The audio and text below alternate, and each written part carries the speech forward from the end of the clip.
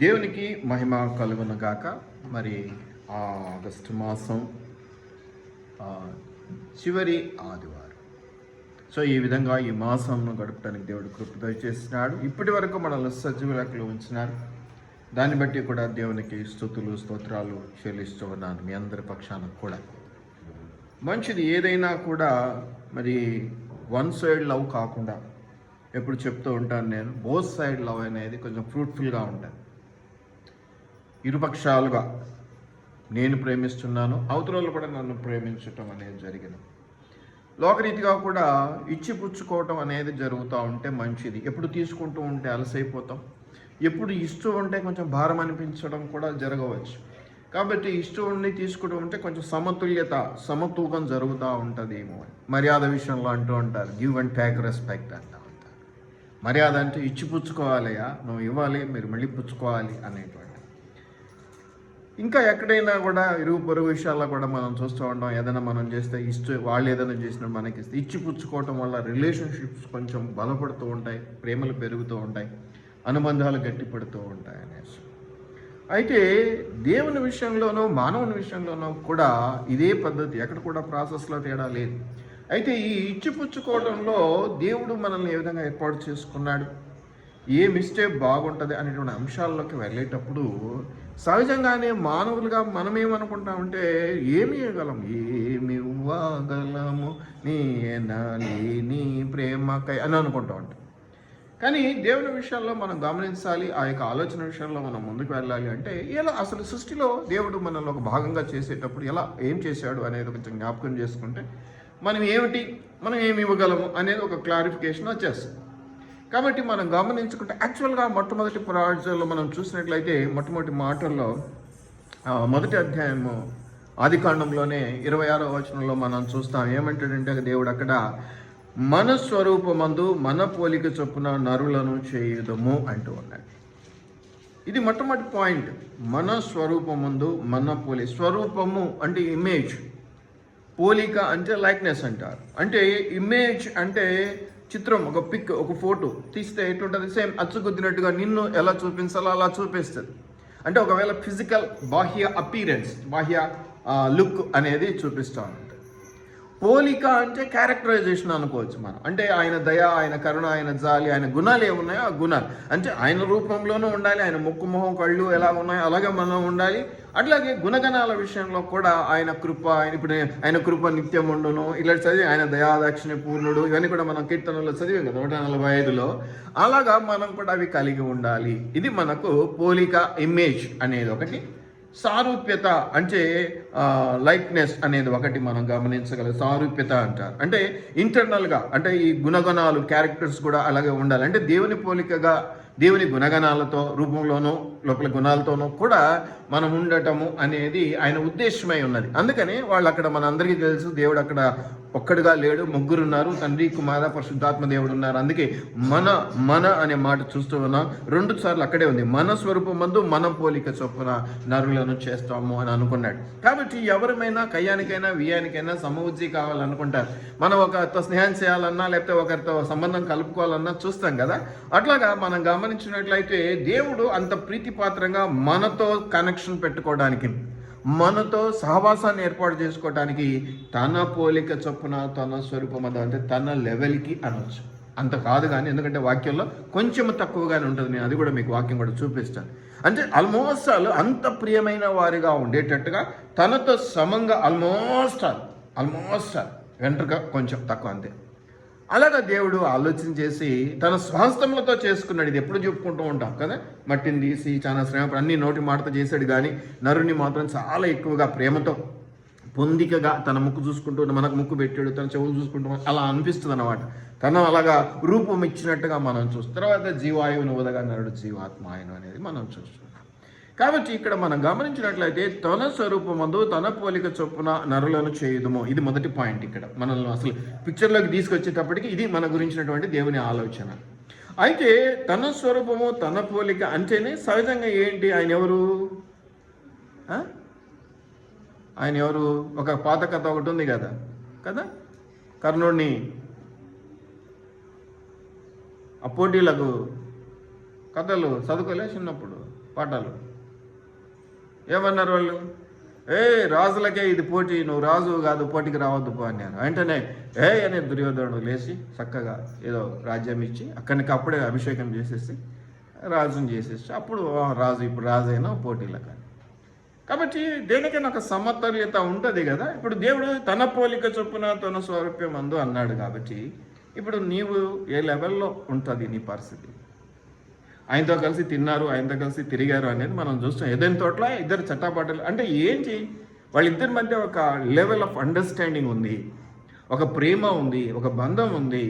ఒక బండి చక్రాలు ఈ పక్క ఒక చక్రం ఈ పక్క ఒక చక్రం అంటే మనం భార్యాభర్తలకు కుటుంబానికి అన్వయించుకొని చెప్పినట్టుగా చెప్పాల్సి వస్తే దేవుడేమో ఇనుప చక్రము, మనిషి ఏమో కర్ర చక్రం. కాబట్టి ఇద్దరు కొంతకాలం అవస్థ పడతా, ఇసుగు పడతా, ఇబ్బంది పడతా ఏదో తోటలో కొంతకాలం గడిపినారు. అవునా? అట్లే గడిపినారా? ఏదో ఇద్దరు స్నేహితులు, సమఉజ్జీలు, మంచి స్నేహం కలిగినటువంటి వారు, మంచి ప్రేమాభిమానం. అంటే ఇప్పుడు నేను ఒక మాట చెప్పునా, ఆల్మోస్ట్ అసలు దేవుడుగానే మనిషిని కూడా దేవుడు అనుకునే దేవుడు చేసుకున్నాడు. అందుకే కదా ఆ సారూప్యత వచ్చింది, ఆ పోలిక వచ్చింది. అందుకే కదా ఆయన అంత ఈజీగా నరుడు మానవులతో స్నేహం చేయాల్సిన అవసరమే వచ్చింది. తన లెవెల్కు చేసుకున్నాడు కాబట్టి ఈజీగా స్నేహం చేసేసినాడు.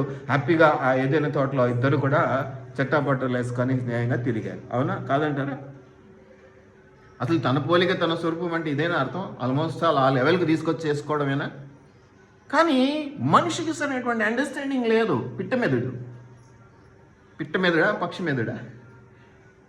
అందుకనే 3వ అధ్యాయంలోకి వెళ్ళేసరికి సరే ఇక స్త్రీ బలహీన ఘటమని అని ఏదో చెప్తుంటారు. కానీ ఇప్పుడు ఈ రోజుల్లో మన స్త్రీల గురించి మాట్లాడుకుంటే చాలా బలమైన ఘటాలు, మండోళ్ళు.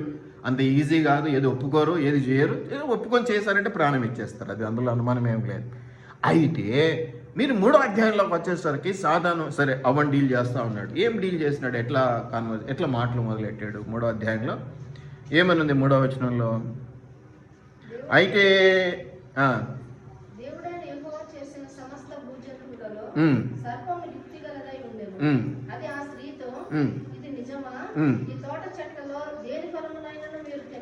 దేని ఫలములైనా మీరు తినకూడదా?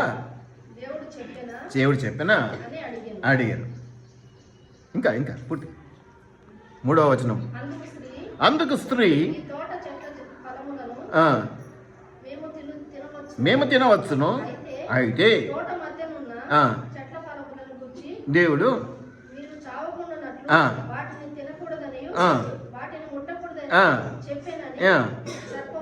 అవ్వగారు కదా కొంచెం తెలివితేటలు ఎక్కువ కదా. ఆయన ఏదో తినొద్దు అన్నాడు, అది అయిపోయింది. ఈమెమో తినొద్దు, ఇంకా ఎక్కువ మాట్లాడితే ముట్టుకోద్దు కూడా, జాగ్రత్త అని చెప్పినాడు అని సాతాను. ఎందుకంటే ఎప్పుడు వీరని స్వరము, కొంచెం ఆశ ఎక్కువగా, ఆత్రం ఎక్కువగా, తన తెలివితేటలు కూడా కాస్త బయట పెడదాం అనుకున్నదో ఏం కథనో ఏదో చెప్పుకుంది. సరే, అది మన టాపిక్ కాదులే ఈరోజు. అని ఏమన్నాడు సాతానమ్మా? ఏమన్నాడమ్మా తర్వాత? ఏంటమ్మా మీరు చావనే చావరు. ఇంకా ఏలైనగా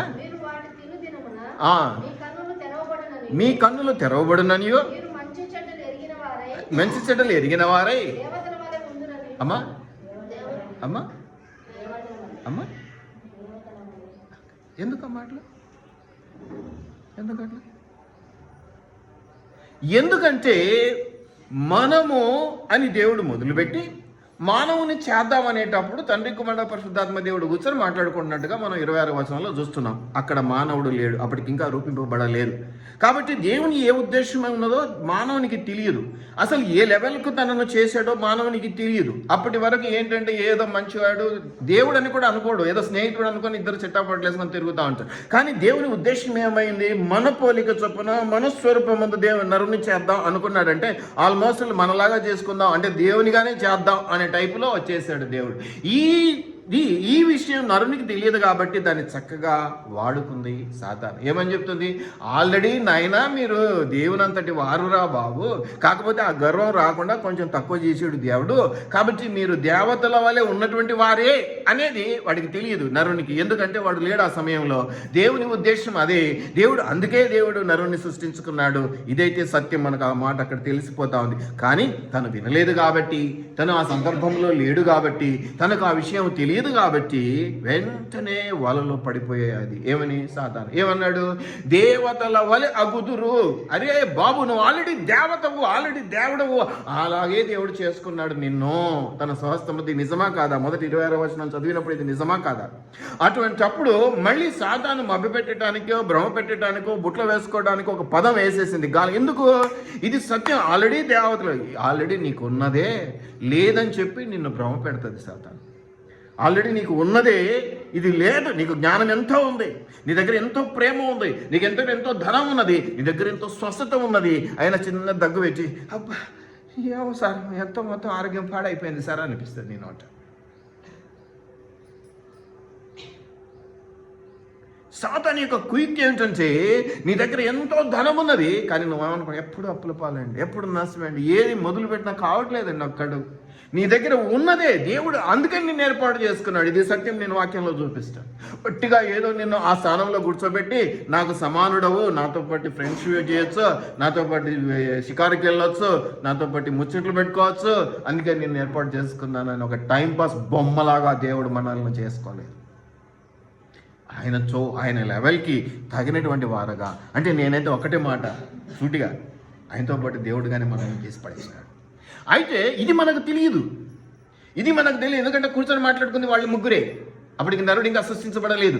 అందుకని దాన్ని యుక్తిగా ఎవరు వాడుకున్నారు? సాతాను వాడుకుంది. ఎలా వాడుకున్నది? అమ్మగారిని బుట్టలు వేసుకున్నది. ఏమని బుట్టలు వేసుకుంది? ఎందుకు బుట్టలు వేసుకున్నది? మొదట మగవాళ్ళ దగ్గరికి వెళ్తే ఎందుకు వచ్చిన వాడు కర్ర తీసుకుని పడతాడు, ఏం కథనో ఆదాము. అందుకని ఆడ మనిషి కదా, కొంచెం ఏదో వెంటనే గమనించింది. ఏమని? ఇవే కొంచెం తింగరబుచ్చిదే. ఎందుకు? ఓవర్ యాక్షన్తో మాట్లాడింది. ఏమని మాట్లాడింది? తినొద్దా అన్నాడంటే, తినొద్దు కాదు, అవసరం అనుకుంటే ముట్టుకోద్దు అన్నాడు ఆయన. ఇక నాలంటోడైతే ఇంకోటి కలుపుతాడు. ఏమని? ఆ వాసన కూడా చూడొద్దు అన్నాడు దేవుడు అని చెప్పించదు. ఆ లెవెల్ మనిషి. అయితే ఇక్కడ ఆమె యొక్క తొందరపాటుతనము, ఆమె యొక్క అవివేకతత్వాన్ని గమనించినటువంటి సాతాను తెలియదని అర్థమైపోయింది. దేవుడు వీళ్ళతో చెప్పినట్టు లేడు, నా పోలిక చొప్పున చేసుకున్నాను అనే మాట ఎప్పుడు కూడా ఆదాముతో అన్నట్టు లేడు. ఇది బయటపడింది, అందుకే ఈ అవ్వకు చెప్పినట్టు లేదు. లేకపోతే ఈయన గారు ఊకుంటాడా? ఒకవేళ దేవుడే నిన్ను కూడా నా పోలిక చొప్పున చేసుకున్నాను దాన్ని ముందే చెప్పించి, మేము ఇట్లా అనుకోని ముగ్గురం తండ్రి కుమార పరిశుద్ధ దేవుడు అనుకోని నిన్ను చేసుకున్నావు రా అనించే చక్కగా పోయి, మా నాయన నన్ను నీ అంతటో నీగా చేసుకున్నాడంటే నీకేందే పోయే, నువ్వు నా మాట నువ్వు దేవుడే చూడు నన్ను తన పోలికలో చేసుకున్నాడని గొప్పలు చెప్పుకునేటోడు. ఖచ్చితంగా అవ్వకు తెలిసిపోయేది. కాబట్టి అవ్వకు తెలియలేదన్న విషయం సాతానుకు తెలియదు, కానీ ఆదాముకు కూడా ఇది తెలిసి ఉండదని అది క్లియర్ అయిపోగానే ఏమని చెప్తుంది తెలుసా? మొట్టమొదట దేవతల వల్లే అగుదురు. నీ దగ్గర ఉన్నది లేనట్టు భ్రమ కల్పించి, ఆ లేనిది తిరిగి దేవుని చిత్తంలో తీసుకొని వచ్చినట్టుగా భ్రమ కల్పించి నీ చేత దండాలు పెట్టించుకోవాలన్నది సాతాను యొక్క ఉద్దేశము. ఇది మనం గమనించుకోవాలి. అద్దంలోని ముఖం చాలా స్పష్టంగా కనపడాలి అంటే అద్దం మొదట ఎలా ఉండాలి? చాలా క్లియర్గా నీట్గా ఉండాలి. అప్పుడప్పుడు తుడుచుకోవాలి. మన ముఖానికి కొట్టుకొని పౌడర్ శానబడి ఉంటుంది అద్దం మీద, తుడుచుకోవాలి. ఈ పాయింట్ మీకు అర్థమవుతుందా? ఎప్పుడైతే నరునికి ఆ దేవుని యొక్క ఉద్దేశము, దేవుని చిత్తము తెలియలేదో అందువల్ల వచ్చినటువంటి గొప్ప నష్టం ఏంటయ్యా అంటే సాతాను బుట్టలో పడిపో. ఒకవేళ అదే నిజంగా ఆదాముకి నా తెలిసి ఉండింటే అవతో పంచుకునేవాడు, అవ ఖచ్చితంగా చెప్పేది తిన్నద్దు కిందద్దు ఏంద్ర మేమంతా దేవతల వల్ల అవుతాడు, మేము ఆల్రెడీ ఫ్రెండ్స్ కదా, ఇంకేంది నువ్వు చెప్పేది చల్ బాయ్, ఎవడో కొత్తోడు నీకు అసలు మా మధ్య సంబంధం ఏంటో తెలిసినట్లేదు, మూడో వాడు వచ్చి పుల్లలు పెడుతున్నావు నాకు దేవునికి మధ్య అని కొట్టి తరిమేసేది పాపం మహాతల్లి. అలా చేయలేదు, ఎందుకంటే ఈ విషయం తెలియక. కాబట్టి మొట్టమొదట మానవుడు ఏం చేయాలి అంటే దేవుని చిత్తం ఏమిటో, ఎందుకు సృష్టించుకున్నాడో, నీ పుట్టుకకు ఒక పరమార్థం ఏమిటో, అర్థం ఏమిటో, లోతు ఏంటో, రహస్యం ఏంటో కొంచెం గమనించే ప్రయత్నం చేయాలి. అది నువ్వు చిలక జోస్యం చెప్పించుకుంటే తెలియదు, అది ఇంకొకరి దగ్గరికి వెళ్ళి ఏదో పూర్వపరాలు చెప్పించుకుంటే తెలియదు, లేదా మీ పితరులు ఇలా అనుకుంటే నువ్వు పుట్టావరా, ఇలా అనుకుంటే నువ్వు పుట్టావరా అంటే తెలియదు. ఖచ్చితంగా నువ్వు మోకరించి వాక్యం చదువుతూ దేవుడిని నడితే దేవుని చిత్తం బయలుపరచబడితే అప్పుడు తెలుస్తుంది. అంతే నీకు అంటే దేవుడు మాట్లాడితేనే నీకు తెలుస్తుంది. వాడు చెప్తే ఇంటే గుడ్డివాడు తోవ చూపిస్తే ఎక్కడ పడిపోతారో అక్కడ పడిపోతారు మీరు కూడా. కాబట్టి వాడు చెప్పటం కాదు, ఇది మీరు గమనించుకోవాలి. ఈరోజు నేను అది జ్ఞాపకం చేయాలని ఆశపడతా ఉన్నాను. నా పోలిక మన పోలిక అనే మాటలు మనం చూస్తూ ఉన్నాం. మన స్వరూపమందు అనేది చూస్తున్నాం. దీన్ని ఇంగ్లీష్లో ఇమేజ్ అంటే చిత్రం, పటము, బొమ్మ. ఏముంటుంది? ఇప్పుడు నేను ఫోటో తీసాను అనుకో, నీ ముక్కేంటో, నీ నోరేంటో, నీ పెదాలేంటో, నీ కళ్ళు ఏంటో ఇది జరుగుద్ది, ఇవి తెలిసిపోతాయి. అట్లాగే ఆంతర్యము లోపల రహస్యం ఏం తెలుస్తుంది? లైక్నెస్ అంటే ఆయన నడక, ఆయన నడవడిక, ఆయన మాట తీరు, ఆయన దయాగుణము, ఆయన కరుణాగుణము నువ్వు తీసుకోవాలి. ఇవేనా? ఇవేనా? వాడు కొడతాడు, మనం సహించాలి. ఎందుకంటే దయాగుణం ఉందన్నాడు, దయాగుణం పెంచమన్నాడు. ఇంకా న్యూ టెస్ట్మెంట్కి వచ్చేసరికి యేసుప్రభువు ఖచ్చితంగా సహాయించమంటాడు, భరించమంటాడు. అయ్యేనా? ఎందుకోసమేనా కష్టపడి, ఎందుకోసమైనా కష్టపడి చేతులతో చేసుకున్నాడు. అవునా? అందుకనే ఎక్కువ దూరం కూడా పోనీయకుండా పక్కనే చెప్పాడు. 26లోనే మిగతా సగభాగంలో ఏం చెప్పాడమ్మా? మన స్వరూపమందు మన పోలిక చొప్పున నరులను చేయడము అమ్మా. వారు మన దయాగుణముతో, మన సహన గుణముతో, మన ప్రేమతో అలా నింపబడి వాళ్ళు బతుకుతుంటారు, అందుకే వాళ్ళని చేద్దాం అన్నాడా? ఇక తర్వాత ఏమనుందో ఒకసారి మీరు గమనిస్తే, వారు సముద్రపు చేపలను, ఆకాశ పక్షులను, పశువులను, సమస్త భూమిని, భూమి మీద ప్రాకు ప్రతి జంతువును ఏలుదురుగాక. కింగ్స్, రాజుల. అందుకే నూతన నిబంధనలో మనకు ఒక చోట కనిపిస్తుంది, రాజులైన యాజక సమూహము. నువ్వు దేవునికి స్నేహితుడవి, దేవుడు తనంత వాణిగా నిన్ను సృష్టించుకున్నాడు. ఎందుకయ్యా అంటే ఎప్పుడు ముక్కుజిత్తు మూతి నడుపుకుంటూ, ఎప్పుడు కన్నీళ్లు కార్చుకుంటూ, ఇంకా ఏదో చేసుకుంటూ బ్రతకడానికి కాదు, ఏలటానికి రా. ఏదో డైలాగ్ ఉంది కదా, ఏలటానికి వచ్చానని.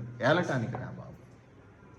కానీ నువ్వేం చేస్తున్నావు అంటే ఇవన్నీ రహస్యాలు, నీకేమీ తెలియదు, నాకు అంత చేత కాదు, నాకు అంత లేదు. నీకు ఏదైతే ఉందో ఆల్రెడీ నిన్ను తన స్వరూపమందు తన పోలిక చొప్పున చేసుకున్న అంశం నీకు తెలియదు కాబట్టి సాతాను నిన్ను భ్రమపెట్టి మభ్యపెట్టి నీకు త్రోవ తప్పించి నీవు దేవతల వల్ల అవుతావు పండు తింటే అని చెప్పగానే పండు తిన్నది పాపం. మా తల్లి పండు తిని పడిపోయింది, పాపంలో అజ్ఞాతిక్రమం తెచ్చేసింది.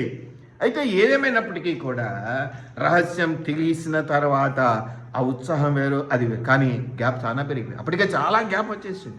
ఇప్పుడు ఆ గ్యాప్తోనే ఇంత బాధలు పడుతూ ఉన్నాం. కానీ నిజంగా దేవుడు ఇచ్చినటువంటి అవకాశాన్ని అప్పుడే సద్వినియోగం చేసుకొని ఈ చిన్ని తప్పు పోకపోయి ఉంటే ఎంతో గొప్ప జరిగి ఉండేదేమో, అది మనకు తెలియదు. కానీ ఇదంతా కూడా ప్రణాళిక, దేవుని చిత్తంలో భాగం కాబట్టి నడిచిపోతానే ఉంటుంది. కాబట్టి ఇక్కడ మీరు గమనిస్తే ఏలాలి, భూమిని ఏలటానికి పుట్టాం మనం ఏలికలం, మనం రాజులేని యాజక సమూహం. ఏలటం అంటే వాణ్ణి కొట్టిరా వీణ్ణి కొట్టిరా కాదు. ఆల్రెడీ దేవుని గుణగణాలు మన దగ్గర ఉన్నాయంటే ఇతరులు మంచి కోరాలి, ఇతరులకు సహాయం చేయాలి, సర్వజనో సుఖినో భవంతు అంటారు చూసారా, అట్లాగా అందరూ సుఖించాలి, సంతోషంగా ఉండాలనేదే మన తత్వమై ఉండాలి. ఏలటం అంటే నేను ఏదో గొప్ప కోసం పోయి మీసాలు తిప్పితే నాకు బలం ఇచ్చాడు, నాకు ఇది ఇచ్చాడు, నాకు పట్టం కట్టాడు, నాకు కర్ర ఇచ్చాడు, నాకు కత్తి ఇచ్చాడని నువ్వేదో రుబాబు చేయడానికి కాదు. మళ్ళా ఏలటం అంటే సహనంతో ఏలాలి, ప్రేమతో ఏలాలి, వారిని ప్రేమతో ఆకట్టుకోవాలి, వారి మంచి కొరకు, వారి క్షేమం కొరకు నువ్వు ప్రయాసపడాలి. నువ్వు అలా ఉంచే వర్ధిల్లుతావు అనేది మనం వాక్యంలో అనేక చోట్ల చూస్తూ ఉంటాం. కాబట్టి నీకు దేవుని చిత్తం ఏమైందో తెలియటక నువ్వేమనుకుంటున్నావంటే నా బ్రతుకింతే, నా జ్ఞానం ఇంతే, నా చదువు ఇంతే, నా లెవెల్ ఇంతే. అరే బాబు, నీ కంటికి ఏదైతే కనిపిస్తున్నదో అది నువ్వు గమనించుకోకు. ఈరోజు నువ్వు పచ్చడి మెతుకులు తింటున్నావేమో, డోంట్స్ వరీ. పరమాన్నం తినేటువంటి రోజు, మంచి బిర్యానీ తినే రోజు దేవుడిని కొరకు ఏర్పాటు చేస్తావు. ఆల్రెడీ ముందే ఉండింది, నువ్వే కొంచెం పోగొట్టుకున్నావు. కొంచెం తిగరబుజ్జి పనులు చేసి దేవుని మాట తిన్నాక పోగొట్టుకున్నావు. దేవుడు మళ్ళీ రెడీ చేస్తున్నాడు. అందుకే మనం శుక్రవారం ఒక మాట చూసాం, నేను వెళ్ళి సిద్ధపరుస్తాను అంటున్నాడు దేవుడు. ఆకాశానికి అధిరోహణుడు ఆరోహణుడు అయ్యేటప్పుడు దేవుడు ఏమంటున్నాడు? నేను వెళ్ళి సిద్ధపరుస్తాను మిమ్మల్ని తీసి. ఆల్రెడీ ఆయన ఉండే స్థలమే పరిశుద్ధ స్థలము, పవిత్ర స్థలము, చాలా గొప్పగా ఉంటుంది. ఇంకా మన కోసం సిద్ధపరుస్తున్నాడు అంటే ఇంకా ఏమేమి కావాలా అని. అంటే మనం పిల్లల మీద ఎంతో ఆశ పెట్టుకుంటాం. ఎవరైనా గెస్ట్ మన ఇంటికి వచ్చినప్పుడు ఆశపడతాం. చూడు, మనోడు వచ్చాడు, మామూలుడు, మన బంధువు, అరే బాబు అది తుడిసేసుకో, కూర్చుకో, పని చేసుకో. ఒక అధికారస్తుడు, కలెక్టర్ వస్తున్నాడు, ఏం చేస్తావు? తుడిసిందే తుడుస్తావు, పరిచిందే పరుస్తావు, మళ్ళీ ఆ దుప్పట్లు ఉతుకుతావు, మళ్ళీ చేస్తావు. ఎందుకంటే ఒక అధికారి. అటువంటిది దేవుడు తనున్నటువంటి స్థలమే గొప్ప స్థలము. అటువంటి స్థలంలో నిన్ను ఉంచడానికి వెళ్ళేటప్పుడు రావడమే గొప్ప భాగ్యం. వచ్చేరాబాయ్ నేనే తీసుకెళ్తున్నా అన్నంత చులకనగా మనల్ని చూడడం లేదు. అక్కడ కూడా ఏమంటున్నాడంటే సిద్ధపరచ వెళ్ళుతున్నానంటే ఇంకా మన కోసం ఏవేవో రెడీ చేస్తున్నాడు. ఎంత పిచ్చి తండ్రు కదా, ఎంత ప్రేమగల తండ్రు. కాబట్టి ఆయన చిత్తం ఏమిటి, ఆయన ఆలోచన ఏమిటి, ముఖ్యంగా మన విషయాలలో అని గ్రహించగలిగినప్పుడు ఎవడో వచ్చి నిన్ను మోసం చేయలేడు. ఏ సాతానుగాడు కూడా నిన్ను మోసం చేయలేడు. అలా చేసి ఇలా పడిపోవటం వల్ల వచ్చే యొక్క పరిస్థితులు, విపత్కర పరిస్థితులు నువ్వు ఫేస్ చేయడం చాలా కష్టం. కొంతమంది ఎందుకు జీవితం అనుకునే పరిస్థితుల్లోకి వెళ్ళిపోతారు. ఇంత నష్టం, ఇంత కష్టం నేను భరించలేకపోతున్నాను అనుకుంటూ ఉంటారు. కారణం ఏంటంటే దేవుడు ఇవ్వలేదు. ఒరే బాబు, ఇచ్చిని పోగొట్టుకున్నావు అన్న సత్యాన్ని నువ్వు ఎప్పుడు గ్రహిస్తావు? ఆల్రెడీ నిన్ను ఏలికగా ఏర్పాటు చేశాడు, అందుకోసం చేసుకున్నాడు దేవుడు. ఒట్టిగా ఇదే కాదు, ఇంకా నేను చాలా చోట్ల చూపిస్తాను దేవుడు ఎందుకోసం మనల్ని ఏర్పాటు చేసుకున్నాడు. చేతులారా పోగొట్టుకున్న దాన్ని మళ్ళీ పొందటానికి ప్రయాసపడుతున్నామే తప్ప ఏదో కొత్తది ఏదో ఉద్ధరించడానికి కాదండి బాబు. ఏదో కొత్తది ఉద్ధరిస్తే నేను కూడా ఆనందిస్తాను. నేను ఎప్పుడో మొన్న ఒకరికి చెప్తా వచ్చినాను, మన సంఘంలో విశ్వాసాలు చాలా గట్టోళ్ళమ్మా, మంచోళ్ళు, మంచి విశ్వాసపరులు. కానీ నా ఉద్దేశంలో 35-40 మార్కుల విశ్వాసం ఉన్నది. నాకు కావాల్సింది ఏంది? 90%, 100% కావాలి. అంత అసాధ్యం అనుకోండి, కానీ ఇవాళ అలా కావాలి మనం. అది మన మోటివ్, నా మోటివ్ అది, నా ఉద్దేశం అది. ఎక్కడితో 35 మార్కులతో పాస్ అయ్యాను. ఎంతోమంది నేను ఎగ్జాంపుల్స్ చూపించాను కూడా ఒకరోజు మీకు వాక్యం చెప్తూ. ఈ బుట్ట మార్కులతో పాస్ అయిన వాళ్ళు అటు మంచి ఉద్యోగాలకు పోలేరు, అటు కింది పని, ఎందుకంటే డిగ్రీ కంప్లీట్ అయింటుంది కాబట్టి కింది కూలి పనికి పోలేరు. పాపం ఏం చేస్తాం, పని మంచి మార్కులతో పాస్ అయ్యారా, ఏదైనా కాంపిటేటివ్ ఎగ్జామ్స్ రాసుకొని మంచి ఉద్యోగాలకు పోతారా, అట్లా పోలేరు. ఎందుకంటే పర్సంటేజీలు లేవు, సరిగా జ్ఞానం లేదు, బుకిష్ నాలెడ్జ్ లేదు. అలా ఉండకూడదు. కాబట్టి దేవుని చిత్తం ఏమిటయ్యా అంటే మనం ఏలికలము, ఏలుదురు అని మనల్ని చేసుకున్నాడు దేవుడు. మనం ఏం చేస్తున్నామంటే ఏలటం కాదు, బానిస బతుకులు బతుకుతున్నాం. ఎవరిని ఏలాలి? ఆకాశ పక్షులను ఏలాలి.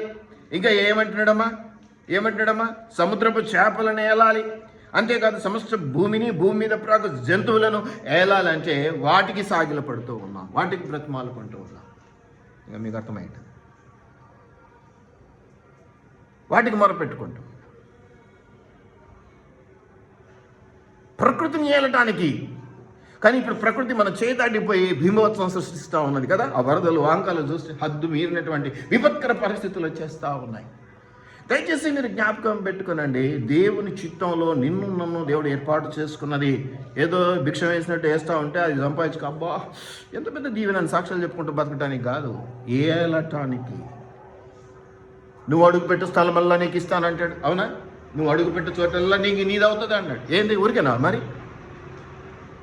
దయచేసి జ్ఞాపకం పెట్టుకోనండి, సాతాను కుయుక్తికి అవకాశం ఇచ్చినటువంటి వారిగా మనం ఉండటానికి కారణమే. నీ తప్పు కూడా లేదు, ఎందుకంటే నీకు విషయం తెలియదు. కానీ నువ్వు ఒకవేళ దేవుని బలంగా విశ్వసించి ఉంటే నీకు విషయం తెలియాల్సిన అవసరంలా. ఏందయ్యా మళ్ళీ ఆయన పోలిక, ఆయనతోనే తిరుగుతున్నాను కదా, ఆయన పోలిక దేవతల్లాగా అవుతారంటే ఏంటి పిచ్చడప్ప? ఆల్రెడీ ఆయనతోనే కదా తిరుగుతున్నాం, పొద్దు సమానం ఆయనతోనే స్నేహం, మాటికి ఆయనతోనే మాట్లాడుకుంటాం. మేము ముగ్గురం కలిసి మాట్లాడుకుంటాం, ఆడుకుంటాం, పాడుకుంటాం. మళ్ళీ ఆయనతో కూడా ఇంకేంటి ప్రత్యేకత అని చెప్పిండాల్సింది, విశ్వాసం బలంగా ఉండింటే కూడా. తెలియకపోయిండొచ్చు, దేవుడు అందుకోసం చేసుకున్నాడు అన్న అంశం తెలియదు అని మనం అనుకున్నా, కనీసము విశ్వాసాన్ని ఆమె ప్రకటించి ఉంటే సాతానుకు అవకాశం దొరికేది. సరే, ఇదంతా ప్రణాళికలో దేవుని చిత్తంలో ఒక భాగం కాబట్టి మనం జరిగిస్తూ ఉన్నది, అది జరిగిపోయింది. అయితే ఇప్పుడు నేను మీకు జ్ఞాపకం చేసేదంటే, నువ్వు తోపు తురుము, నాకు అది రాదు, నాకు ఇది చేత కాదు, నాకు ఇది కాదు, నాకు తెలుసు, నాకు ఆ పోస్టర్స్ చేయటం రాదు, నాకు తెలియదు.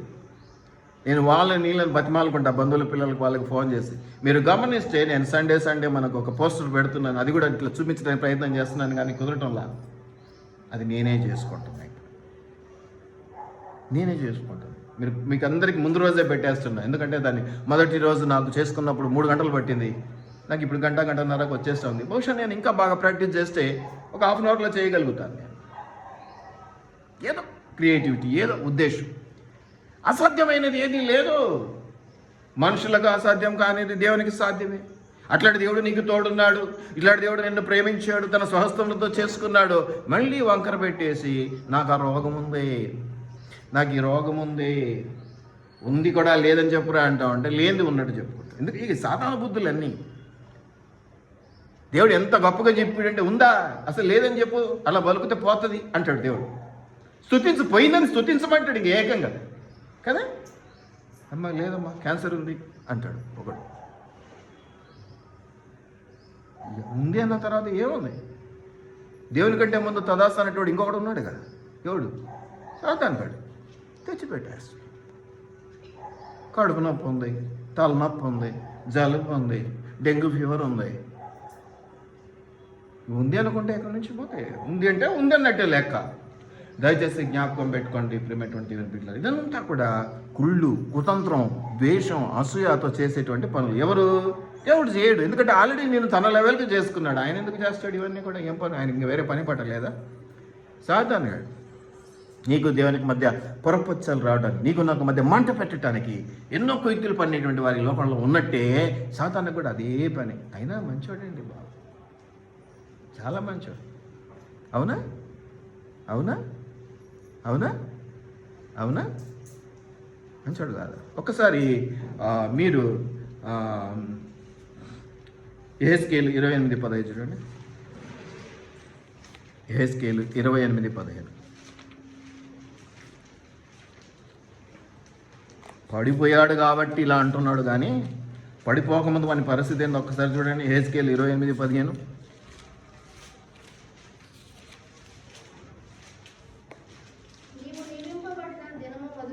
నీవు నియమింపబడిన దినం మొదలుకొని నీ పాపము నీ యందు కనబడు వరకు ప్రవర్తన విషయంలో ఏమా ఎవరి గురించి చెప్తున్నాడు? తేజో నక్షత్రమా, ఓరి సాతానా, నువ్వు యథార్థపడి రా బాబు. కొంచెం అహంభావం వచ్చి నేను దేవుని కంటే ఏం తక్కువ అని ఒక గర్వం వచ్చేసి పడిపోయావు, కానీ మంచోడిరా బాబు. నువ్వు నీలో చిన్నపాటి గర్వం, నీలో చిన్నపాటి దేవుని వ్యతిరేకత నిన్ను ఎక్కడికి తీసుకెళ్తుంది అంటే దేవుని నుంచి చాలా దూరంగా తీసుకెళ్తాడు. కొట్టుకున్న తిట్టుకున్న నువ్వు నేను ఒకటే అనుకోవాలి దేవుని దగ్గర. ఇది దావీదు లక్షణం. దావీదు లక్షణం ఏంటి తెలుసా? ఏదన్నా చేయి తప్పేసేయి, నీ కాళ్ళు వదిలిపెట్టా, నిన్ను వదిలిపెట్ట దేవా అంటాడు. ఇది దావీదు లక్షణాన్ని కలిగి ఉండాలి మనుషులు.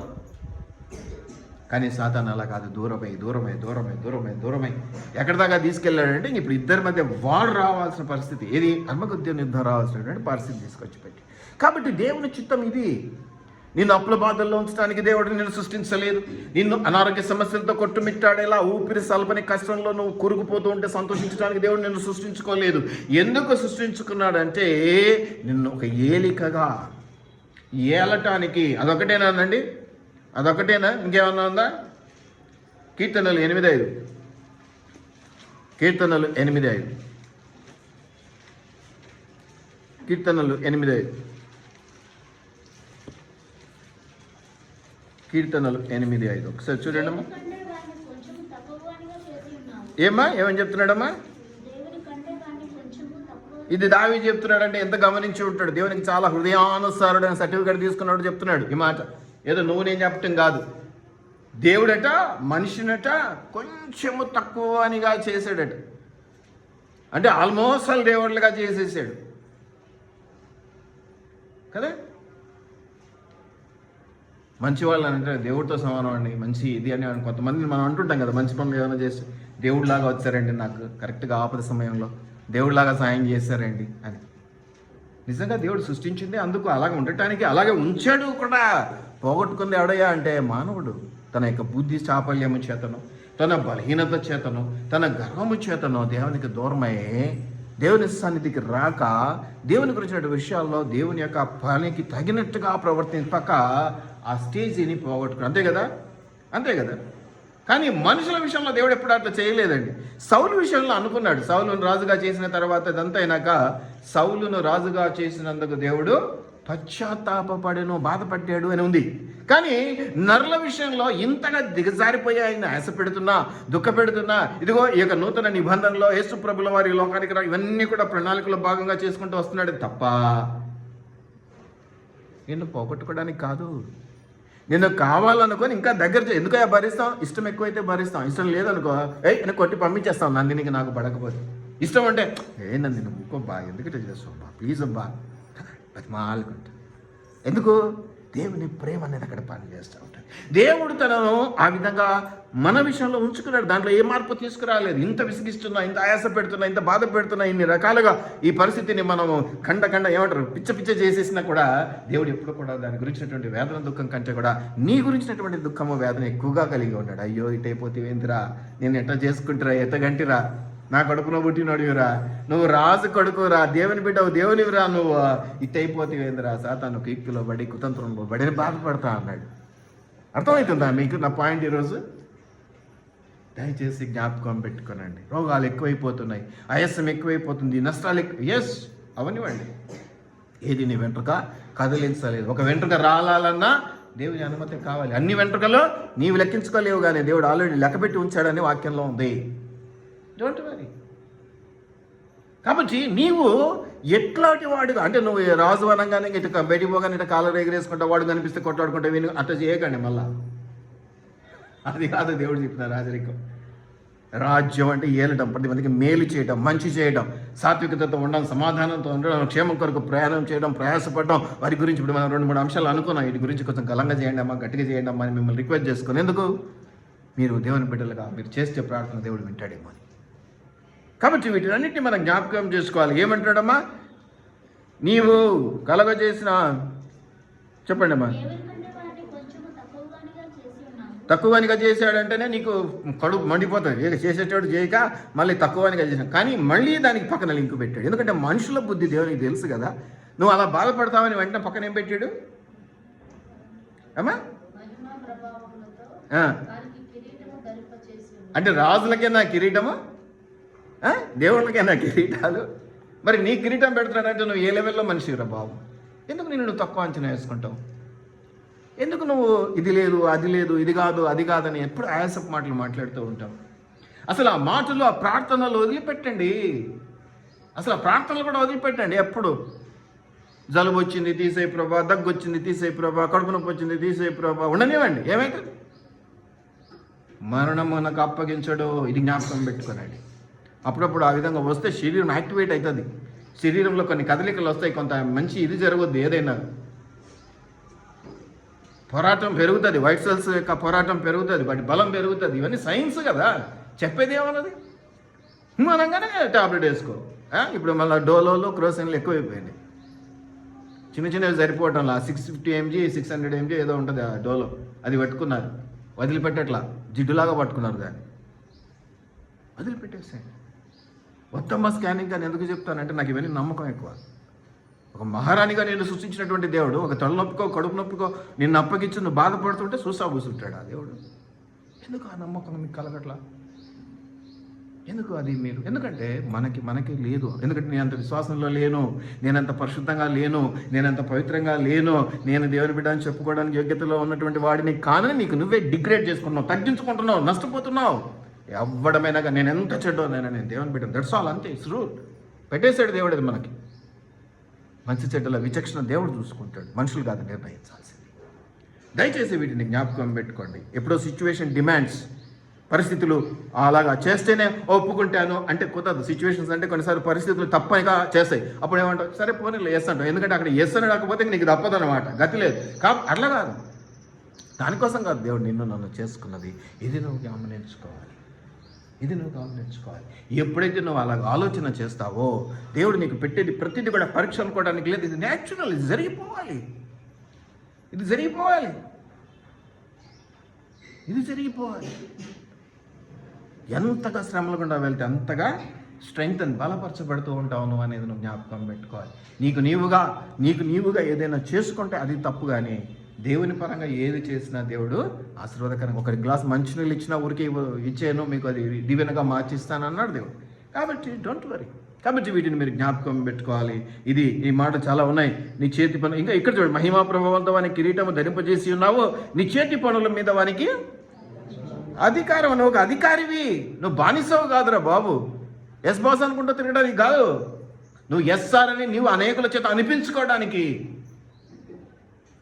అధికారం ఇచ్చాడు దేవుడు. అంటే నిన్ను ఒక అధికారిగా నిలబెట్టడానికే కానీ నిన్ను పనివాడిగా చేయడానికి కాదు. అది ఆలోచన లేక, ఆ తలంపు లేక, ఆ ఆలోచనను పోగొట్టుకొని మరిచిపోయి దిగజారిపోయాము. ఎందుకంటే ఆ పరిశుద్ధత లేదు, ఆ పవిత్రత లేదు, ఆ యోగ్యత లేదు. ఆ లెవెల్కి మనల్ని చేసుకున్నాడు దేవుడు ఉండి. ఆ పరిశుద్ధత, ఆ పవిత్రత, ఆ ప్రేమ తన లెవెల్కి చేసుకొని మనతో స్నేహం చేశాడు. అసలు అందుకే కదా ఆదాము ఎంత గొప్పగా దీవించబడే పరిస్థితులు. ఏదైనా తోటను తలుచుకుంటేనే ఎంతో గొప్పగా అనిపిస్తుంది కదా. అటువంటి స్థితి నుంచి మెట్టుగా ఒక మాటకు అక్కడ పడిపోయినటువంటి ఆవను చూసాము. తర్వాత మెల్లమెల్లగా అన్నిట్లో పడిపోయే మానవులను ఈరోజు మనం చూస్తూ ఉన్నాం. నిజంగా నేను నన్ను దేవుడు అందుకే సృష్టించుకున్నాడు. ఆ అంశం ఎప్పుడో కొట్టివేయబడింది, మన మెదుడులో నుంచి వెళ్ళిపోయింది. బానిస బతుకులు, తుమ్మొస్తే బానిస, తుమ్ముకు బానిస, మందుకు బానిస బ్రతుకుల్లోకి మారిపోయాం. కాదు, అందుకు కాదు, మిమ్మల్ని ఏలటానికి దేవుడు ఏర్పాటు చేసుకున్నాడు. అధికారం ఇచ్చాను, అది కూడా ఇక్కడే ఉంది వాక్యం. అధికారం ఇచ్చాడు మీకు అన్ని విషయాల్లోనూ కూడా. ఒక అనారోగ్య సమస్య ఉంది, కడుపు నొప్పి, పొట్ట మీద చేయబెట్టి ఏసునామంలో. అలాగని కాపరిని మర్చిపోకండి. అలా మీరు చేసుకొని కాపరి దగ్గరికి రాకపోయారు, మాకెవరు అన్నం పెడతారు? మీకు ప్రార్థనలు చేస్తేనే కదా. చాలామందికి ఇది అలవాటు, ఇలా నేర్పించామంటే ఇక మళ్ళీ మరుసటి రోజు మా దగ్గరికి రారు. కాపరి పని కాపరిది. ఓకే, కాబట్టి వీటిని జ్ఞాపకం పెట్టుకోవాలి. చూడండి ఎంతగా సాతాను దేవుడు తన లెవెల్కి చేసుకుంటే, తన రూపంలో చేసుకుంటే, తన పోలికలో చేసుకుంటే, ఆఖరికి ఏమంటారు, మీరు చస్తారు అని చావరని ఒక గిల్లి పెట్టాడు. గిల్లి అంటే ఏమంటారమ్మా, డిస్టర్బెన్స్. ఒక డిస్టర్బెన్స్ తీసుకొచ్చి మనసులో పెట్టేశారు. మీ మనసులో సాతాన్ని ఎలా పెడుతుందో, మిమ్మల్ని, మీ పిల్లల్ని, మీ కుటుంబాలను ఎలా తప్పుడు మార్గంలోకి తీసుకువెళ్తుందో మీరు గమనించుకోండి ప్రేమైనటువంటి దేవుని బిడ్డలారా. అలా ఉండలేని పక్షంలో మీకు ఖచ్చితంగా రోగాలు ఉంటాయి, మీకు ఖచ్చితంగా కష్టాలు ఉంటాయి, మీకు ఖచ్చితంగా కన్నీళ్ళు ఉంటాయి, మీకు ఖచ్చితంగా నెగటివిటీ ఉండనే ఉంటుంది. అది పోదు. ఎందుకు పోదు అంటే ఖచ్చితంగా మీరు రాజులం అన్న విషయం మీకే గుర్తులేదు. మీరు ఎంతసేపు ఎస్ బాస్ అన్న బానిస బతకాలని మీరు ఆశపడతా ఉన్నారు. కడుపు నొప్పికి బానిస అవుతున్నారు, పక్కింటికి బానిస అవుతున్నారు. వాడు మాట్లాడితే బానిస బతికే, వీడు మాట్లాడితే బానిస బతికే. దేవుడేమో మిమ్మల్ని ఏలటానికి, అరే నా తరపున నా సూపర్వైజర్స్గా మీకు అధికారం ఇస్తున్నాను కదా. రాజన్న పని చేస్తున్నాడు, 10 మందితో పని చేసుకుంటున్నాడు, ఎప్పుడు పని పడింది బయటికి వెళ్ళాలా. అరే నేను వచ్చే లోపల నువ్వు చూసుకోరా అని ఎవరికైనా చెప్పిపోయినాడు. వాడు చూసుకోకుండా వాడు కూడా పనివాడిగా చేసుకుంటా ఉంటే ఎటుంటుంది? అన్న వచ్చే వరకు ఇప్పుడు ఎవరు ఆ సూపర్వైజరు? అన్న పని ఎవరు చేయాలి? ఎవరినైతే చెప్పాడో వాడిని చేయాలి. క్లాస్ లీడర్ కథ ఎప్పుడు చెప్తా కదా, టీచర్ బయటికి పోతే ఒకరిని నిలబెట్టి, ఒరే ఎవడన్నా కదిలితే పేర్లు రాయరా అంటే వాడు, నువ్వు ఫ్రెండు నువ్వు ఆడుకోరా, ఒరే నువ్వు మా ఇంటి పక్కన ఆడుకోరా అంటాడా? ఎవరిని కూడా, గర్ల్స్ లేదు బాయ్స్ లేదు, కదిలితే పేరు రాసా టీచర్కి ఇస్తాను భయపెడతాడు వాడు. మనకు అది లేదు. ఆ అధికారాన్ని ఉపయోగించుకునే తత్వం లేదు. ఇచ్చాడు దేవుడేమో మనకు అధికారం. ఇక్కడే ఉంది వాక్యంలో, మనకు అధికారం ఇచ్చడానికి, ఏలటానికి మనల్ని ఏర్పాటు చేసుకున్నాడని. నువ్వేమో ఎస్ బాస్ అనుకుంటూ బ్రతకడానికి అలవాటు పడిపోయావు. ఆ బ్రెయిన్లో నుంచి ఆ తలంపు తీసేయండి. అలాగని గర్వం తెచ్చుకోకండి, దేవుని పిల్లలం మేము ఏలికలం అని పోతే బయటోడు మనల్ని కొడతాడు. అది కాదు. ఆ పద్ధతి వేరే ఉంటుంది. దాని ప్రకారం నడుచుకోవాలి. నువ్వు ఏలికవే అన్న విషయాన్ని దేవుడు మీకు జ్ఞాపకం చేయమని ఈరోజు నాకు సెలవు అయిందని నేను చెప్తాను. దీన్ని వదిలిపెట్టి బానిస బతుకుల్లోకి వెళ్ళరు. అది కూడా నీకంటే తక్కువ నీకు బానిస కావడం. పోనీ నీ అంత వాడికో నీకంటే పైవాడికో బానిస అయ్యావంటే ఎస్ అనుకోవచ్చు, ఏదో లోకరీతిగా అంత పని ఉందండి అని. అరే వీడే నీకేం, వాడు ఏం చేసుకోలేడు, వాడు ఏదో చేస్తాడని నువ్వు పోయి వాడిని కాలు పట్టుకోవడం ఎంత నీచం బ్రతుకులండి.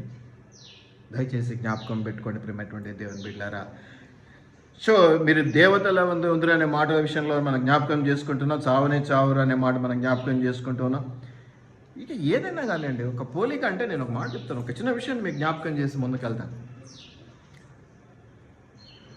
ఇప్పుడు నువ్వు దేవుని పోలిక, ఇది యాక్చువల్గా మనం సబ్జెక్ట్ మొదటి నుంచి తీసుకొచ్చుకున్నాను. ఆయన పోలిక ఆయన స్వరూపం. ఎవరి పోలికతో ఉన్నటువంటి వాళ్ళు వాళ్ళకి సంబంధులు. ఈ మాటల్లో ఏమైనా తప్పుందా? ఎవరి పోలికతో ఉన్నవారు వారి సంబంధులు అని నేను అంటున్నాను. సరే మరి మీకు ఇంకా అర్థం కావడానికి, ఈ కైజర్కు పని ఇవ్వటం అనే విషయంలో దేవుడు అడుగుతారు. కొంతమంది ఆయన ఇబ్బంది పెట్టారు. సరే ఒక కాయిన్ తీసుకురండి అంటాడు. కాయిన్ తీసుకొస్తారు. ఈ బొమ్మ ఎవరిది? కైసర్ది. ఈ కథ ఉందా మీకు? ఎక్కడుందండి? మత్తయి సువార్త 22వ అధ్యాయంలో ఇవన్నీ ఉన్నాయి, 21 నుంచి 22 వచనాల్లో. అప్పుడు దేవుడు ఏమంటాడు? ఇదిగో ఈ పైవ్రాత ఎవరిది, ఈ బొమ్మ ఎవరిది, ఈ ఇమేజ్ ఎవరిది? కైసర్. అయితే కైసర్వి కైసరుకును, దేవునివి. ఇప్పుడు నీవు దేవుని బొమ్మవు, నువ్వు ఎవరికి పోవాలా, ఎవరికి చెందాలా, ఎవరి లిస్టులో ఉండాలా, ఎవరి ఇంట్లో ఉండాలా, ఎవరి పర్మిషన్స్లో నువ్వు ఆడుకోవాలా? అమ్మా నా పాయింట్ మీకు అర్థమవుతుందా? ఇప్పుడు నా మాట నీకు అర్థమవుతుందా? అర్థం కాకపోతే చెప్పండి. ఇప్పుడు ఆ రూక మీద ఒక కైసర్ బొమ్మ ఉంది కాబట్టి కైసరుకు చెల్లించండి అన్నాడు దేవుడు. అది న్యాయం. ఇప్పుడు నీ మీద ఏ బొమ్మ ఉంది? దేవుని. నీవు అసలు నువ్వే దేవుని ఇమేజ్లో చేయబడ్డావు, దేవుని పోలికగా చేయబడ్డావు. నువ్వు ఎవరికి చెందిన వాడివి? మరి ఎప్పుడు సాతాను మాటలు మాట్లాడతావు ఎందుకు? సాధారణంగా నేను భ్రమ పెడుతున్నా సెల్ఫా అనేటువంటి మనసు నీకు ఎందుకు రావట్లేదు? ఆ ధైర్యం ఎందుకు రావట్లేదు? ఎందుకంటే నువ్వు లేవు సరిగా, ప్రార్థనలో సరిగా లేవు, విశ్వాసంలో సరిగా లేవు, మంచిలో సరిగా లేవు, మానవత్వంలో సరిగా లేవు, ప్రేమించడంలో సరిగా లేవు, క్షమించడంలో సరిగా లేవు. అసలు దేవుని విషయాల్లో ఆయన పోలిక చొప్పున, ఆయన సారూప్యమందు అనే విషయాల్లో, పోలికంటే ఏదో ముక్కు చెవులుగా న్యాచురల్గా తల్లి గంటది కాబట్టి, కానీ గుణగానాలు దేవునివి తెచ్చుకుందామని ప్రయత్నం చేసేవాళ్ళు ఎవరూ లేరు కదా, ఎవరూ లేరు. ఏదో సినిమా కష్టాలు చెప్పుకోవాలి, అవతలోడు కొంచెం ఇంప్రెస్ అయిపోయి 10 రూపాయలు ఇస్తే మనం జోలు పెట్టుకొని వెళ్ళిపోవాలి. కదా. అవతలోని మెప్పించడానికి, అవతలోని దయకు పాత్రలు కావడానికి ఎన్ని నాటకాలు ఆడుతూ ఉంటారు కదా. కొంతమందిని చూస్తాం జనాల్ని, సినిమా కథలు అన్నీ చెప్తారు కదా. తల్లికి క్యాన్సరు, తండ్రికి ఉద్యోగం లేదు, పిల్లలు రోడ్డున పడ్డారు, తినడానికి తిండి లేదు, ఇన్ని చెప్తే వాళ్ళు ఏదో కొంచెం ఇస్తే ఆడిచ్చే 10 రూపాయలకు ఆశపడి మన వ్యక్తిత్వాన్ని అమ్ముకునే పరిస్థితుల్లో చాలా చోట్ల సంస్థలు ఉన్నాయి, సంఘాలు ఉన్నాయి. బయట ఇదే పరిస్థితి, ఇంటర్నల్గా కూడా ఇదే పరిస్థితి. అది కాదట. దేవుడు అందుకోసం మనం ఏర్పాటు చేసుకోలేడట. మనకు అధికారం ఇచ్చారు, మీరు ఏలాలి అనేది ప్రతి సృష్టిలోని ప్రతి భాగం మీద మనకు అధికారం ఇచ్చినాడు. ఒట్టి అధికారిగా కాదు, ఏలటానికనే ఆదికాండంలోనే చెప్పాడు. మొదట నరుని చేసుకునేటప్పుడు ఏలుదురు అన్నాడు. కీర్తనలోకి వచ్చేసరికి అధికారం అన్నాడు, కానీ ఆ అధికారం కూడా ఎలా కిరీటం పెట్టుకున్నాడు, మహిమా కిరీటం. దయచేసి జ్ఞాపకం పెట్టుకోండి ప్రియమైనటువంటి దేవుని బిడ్డలారా. కష్టాలు వస్తున్నాయి, నేను కాదనడం లేదు. నాకు ఈరోజు ఈ కష్టాలు లేస్తారని చెప్పిన వాళ్ళు ఎవరు లేరు. మీకు తగినంత ఉంటాయి, మాకు తగినంత ఉంటాయి, చిన్న బిడ్డకి తగినంత ఉంటాయి, వాడికి లేవని నేను అన్నాను. కానీ ఒక్కటి గుర్తుపెట్టుకోవాలి, నీ బ్యాక్గ్రౌండ్ ఏంటి? నీ బ్యాక్గ్రౌండ్ ఏంటి? రాజుల వంశం నీది.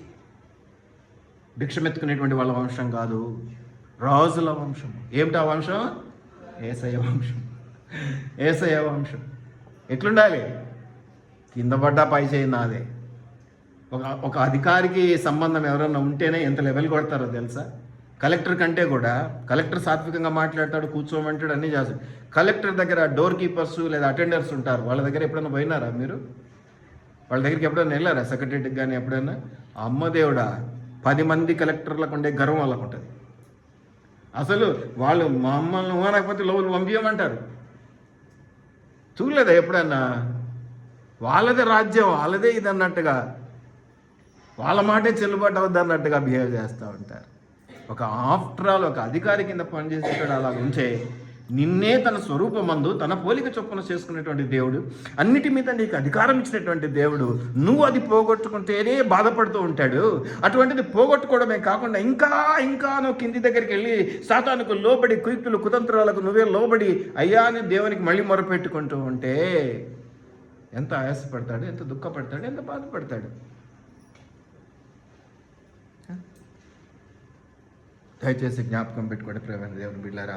ఆయన సాతాను కూడా తక్కువడేం కాదు, నేను చూపించాను చాలా చోట్ల ఉంది. వాడు కూడా మంచి యథార్థపరుడు, మంచి భక్తిపరుడు, కానీ గర్వం వచ్చేసింది. నాకు దేవునికి పెద్ద ఇదేం తేడా లేదు, ఇద్దరం ఒకటే అనే టైప్లోకి వెళ్ళిపోయాడు, దానివల్ల తోసివేయబడ్డాడు అనేది మనకు జ్ఞాపకం చేస్తూ ఉన్నాడు. కాబట్టి ప్రేమైనటువంటి దేవుని బిడ్డలారా, మనం గమనించుకుందాం, మనం అనేక రీతులుగా దేవుని మహిపరుదాం. ఇంకా ముఖ్యమైనది ఏంటంటే, అన్ని గుణాల్లో మనం వాక్యాలన్నీ చదివిన తర్వాత చాలా ఉన్నతమైనటువంటి గుణం అంటే ఆయన దయ, ఓకే, కొద్ది గొప్ప దయ, ఆయన జాలి, కొద్ది గొప్ప జాలి. ఇలాగ మనుషులుగా కూడా, అంటే యేసుప్రభుని నమ్మటం వల్ల అనేదే కాకుండా లోకంలో కూడా అనేక మంది ఈ దాన ధర్మాలు చేయటం, కాస్త దయ చూపించడం, జాలి చూపించడం, ఇవి మంచి ధర్మాలు, మంచి పనులని నమ్ముతారు. సరే, అది ఒక విషయం, అందులో అనుమానం ఏం లేదు. కానీ దేవుని పరంగా దేవుని కృపతో చేయటం అనేది మహా గొప్ప భాగ్యం కదా. నువ్వు ఎంతన్నా ప్రార్థన చేయి, చివరిలో యేసుప్రభు నామమును అడుగుచున్నాము తండ్రి అనకపోతే ఆ ప్రార్థన కాదని చెప్పేశాడు దేవుడు. కాబట్టి దేవునికి విలువ ఇవ్వకుండా మనిషిగా నువ్వు ఎన్ని చేసినా కూడా అది వ్యర్థం. ఎన్ని మంచి పనులన్నా చేద్దాను, అది వ్యర్థమే అనేది నువ్వు జ్ఞాపకం పెట్టుకోవాలి. దయచేసి జ్ఞాపకం పెట్టుకోండి. ఈ దయాగుణం, ఈ కరుణ చాలా వరకు ఉంటాయి, కానీ ఒక్క విషయము నేను మీకు జ్ఞాపకం చేయాలని ఆశపడతా ఉన్నాను. అదేమిటయ్యా అంటే ప్రేమ. సార్, దేవుడు ఎంత ప్రేమించినాడో నేను అంత ఆ ప్రేమను కలిగి ఉన్నాను. బాగుంది, ఇటువంటి మాటలు కూడా మనం వింటూ ఉంటాం. కానీ ఆ ప్రేమను ఎక్కడ కనపరుస్తూ ఉన్నాం, ఎక్కడ చూపిస్తూ ఉన్నాం? ఎక్కడైతే పోగొట్టుకున్నామో అక్కడే వెతుక్కోవాలని ఒకటి లోకరీతిగా అంటారు కదా.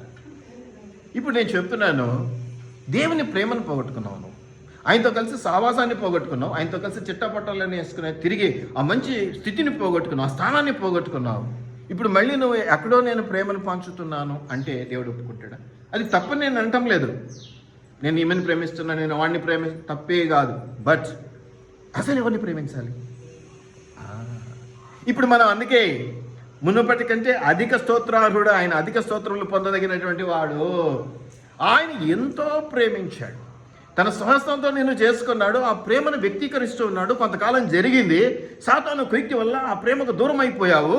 తిరిగి దేవుడు తనను ప్రేమించాలి నువ్వు అని ఆశపడతా ఉన్నాడు. అక్కడ ఫెయిల్ అవుతూ ఉన్నాడు దేవుడు, నేను అంటున్నాను. ఎందుకంటే మనం ప్రేమించట్లా, మోసం చేస్తూ ఉన్నాం. అవసరానికి చర్చికి రావటం, పని పడితే దేవుడిని అడగటం, కడుపు కాలితేనే ఆకలి అయితే అన్నం పెట్టు అని అమ్మని అడిగినట్టు అడగటం, కడుపు నిండింది ఉద్యోగం లేదు ప్రార్థన చేద్దాం, ఉద్యోగం వచ్చింది ఆదివారం ఎగరకూడదాం. దేవునికి ఆయాసం, దేవునికి దుఃఖం. అంటే అన్నిటికీ చెప్తూ ఉంటాడా సార్? చెప్పడు. ఎందుకు చెప్తాడు? ప్రేమించే దేవుడు ఎప్పుడు చెప్పడు. గమనించాల్సింది ఎవరు? తండ్రికి కోపం వచ్చిందని ఎవరు చెప్పాలి? తల్లి చెప్పాలి. లేదంటే నువ్వే గమనించాలి. లేకుండా అది ఇది రెండు చూసుకోకుండా పోయినావు అనుకో, ఏం జరుగుద్ది? ఇబ్బంది.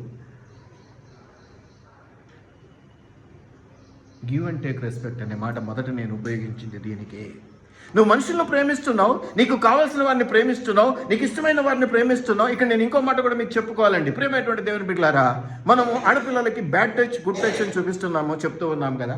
సరే, ఒక వయసు వరకు అందరికీ ఇది బ్యాడ్ టచ్. బ్యాడ్ టచ్ అంటే బ్యాడ్ టచ్, ఇందా అనుమానం ఏం లేదు. ఒకవేళ యుక్త వయస్కురాలైతే భర్త టచ్ చేస్తే అది బ్యాడ్ టచ్ అని అనగలరా ఒక స్త్రీ? తనకి ఇష్టమైన వాడు టచ్ చేస్తే అంటే it's depends on your feelings. అంటే నీ ఆలోచన మీద అది ఆధారపడి ఉన్నది. నీ ఆలోచనలు కుళ్ళుకు తంత్రుతో ఉంటే ఆ కనిపించేది కూడా కుళ్ళుకు తంత్రంగానే కనిపిస్తుంది. పసిరికల వాడి కళ్ళకి లోకమంతా, పచ్చకాయలవాడికి లోకమంతా పచ్చగానే కనిపిస్తుంది. నీ హృదయం నిండా అదే ఆలోచనలు ఉన్నాయి కాబట్టి నీకు అవతలోడు కూడా ఏమిటి బ్యాడ్ టచ్గానే కనిపిస్తుంది. కానీ ఇక్కడ నేను దాన్ని డిస్క్రిమినేషన్, దాన్ని వివరించి ఇది తప్పని వివరించడానికి కాదు. నువ్వు ఎంతగా ఏదైతే ఆలోచన సరళి కలిగి ఉంటావో దాన్ని బట్టి నువ్వు రియాక్ట్ అవుతూ ఉంటావు. నీ ఆలోచనలు, నీ ఫీలింగ్స్ అవి ఉండవని నేను అన్నాను, ఉంటాయి. కానీ దాన్ని అనలైజ్ చేసుకోవాలి. ఎవరిది ఏ టచ్, ఎవరు ఏం మాట్లాడుతున్నారు, ఎవరు ఎలా ఉన్నారు. మరి దేవుని విషయంలో ఎందుకు అట్లా ఆలోచన చేయట్లేదు? నువ్వు ప్రేమించబడుతూ ఉన్నావు, నువ్వు ప్రేమించాలని ఎందుకు అనుకోవట్లేదు? దేవుడు నిన్ను ప్రేమిస్తున్నా అనడానికి ప్రతి స్టెప్లో నిరూపించుకున్నాడు. ఆల్రెడీ సృష్టి చేసేటప్పుడు నిన్ను అధికారిగా పెట్టాడు, ఏలుబడిగా పెట్టాడు. అది నువ్వు మర్చిపోయి వేల సంవత్సరాలు గడిచిపోతూ ఉంటే నేను నిజంగా నిన్ను అతిగా ప్రేమిస్తున్నాను. ఎంతగా ప్రేమిస్తున్నానంటే నా సొంత కుమారుడు, ఏకైక కుమారుడిని సైతం నేను నీ కొరకు సిలువగా అప్పగించగలిగినటువంటి ప్రేమ నాలో ఉందని నిరూపించుకున్నాడు. అంత గొప్ప ప్రేమను నీకై అర్పించినటువంటి దేవుడు, నీ మీద చూపిస్తున్నటువంటి దేవుడు, అంతే ప్రేమను ఆశిస్తే తప్పేంటి? అది ఎందుకు నువ్వు చూపించలేకపోతున్నావు? పాయింట్ అర్థమవుతుందా? Give and take respect. నువ్వు నాకు మర్యాద, నేను నీకు మర్యాద ఇస్తాను. సరే, మనం నీ ఇష్టం కూడా. నేను నిన్ను ప్రేమిస్తున్నాను, నువ్వు నన్ను ప్రేమించు. ఈ కొంతమేర. మరి దేవుడు చెప్తున్నాడు డైరెక్ట్ గాను ఇండైరెక్ట్ గాను, నిన్ను అతిగా ప్రేమిస్తున్నాను, నన్ను ఆ ప్రేమను అడ్వాంటేజ్గా తీసుకుంటున్నావు, అవసరానికి వాడుకుంటున్నావు. దీన్ని సాతాను కుయుక్తితో మభ్యపెట్టి పక్కకు తీసుకెళ్ళిపోతా ఉన్నాడు. అవ విషయంలో అదే కదా జరిగింది. భ్రమ పెట్టేస్తా ఉన్నాడు. కానీ నువ్వు తెలుసుకోలేక కారణం ఏంటంటే నిజమైన ప్రేమను కలిగి లేవు. అంటే నేను నిండా ప్రేమిస్తున్నానండి, ఇదిగో మా వాడికి బండి కొనిచ్చానండి, నా బిడ్డకు నెక్లెస్ కొనిచ్చానండి, మా అన్నకు కారు కొనిచ్చానండి. నీ ప్రేమలన్నీ ఇక్కడ ఇలాగే స్కాటర్ అయిపోయాయి. అసలు ప్రేమ ఏంటి? నువ్వు ఇవన్నీ లేకపోయినా అది ఉండాలి. ముందు లింక్ అది కదా. దేవుడు ఎంతగా నిన్ను ప్రేమిస్తూ ఉన్నాడో, ఎంత లెవెల్లో ప్రేమిస్తున్నాడో, ఎంత వ్యాస్ట్గా ప్రేమిస్తున్నాడో, ఎంత బలంగా ప్రేమిస్తున్నాడో, ఎంత డీప్గా ప్రేమిస్తున్నాడో, అదే లెవెల్ ఆఫ్ లవ్ నీ నుంచి ఎక్స్పెక్ట్ చేయటం తప్ప. ఎందుకు ఇవ్వలేకపోతున్నావు?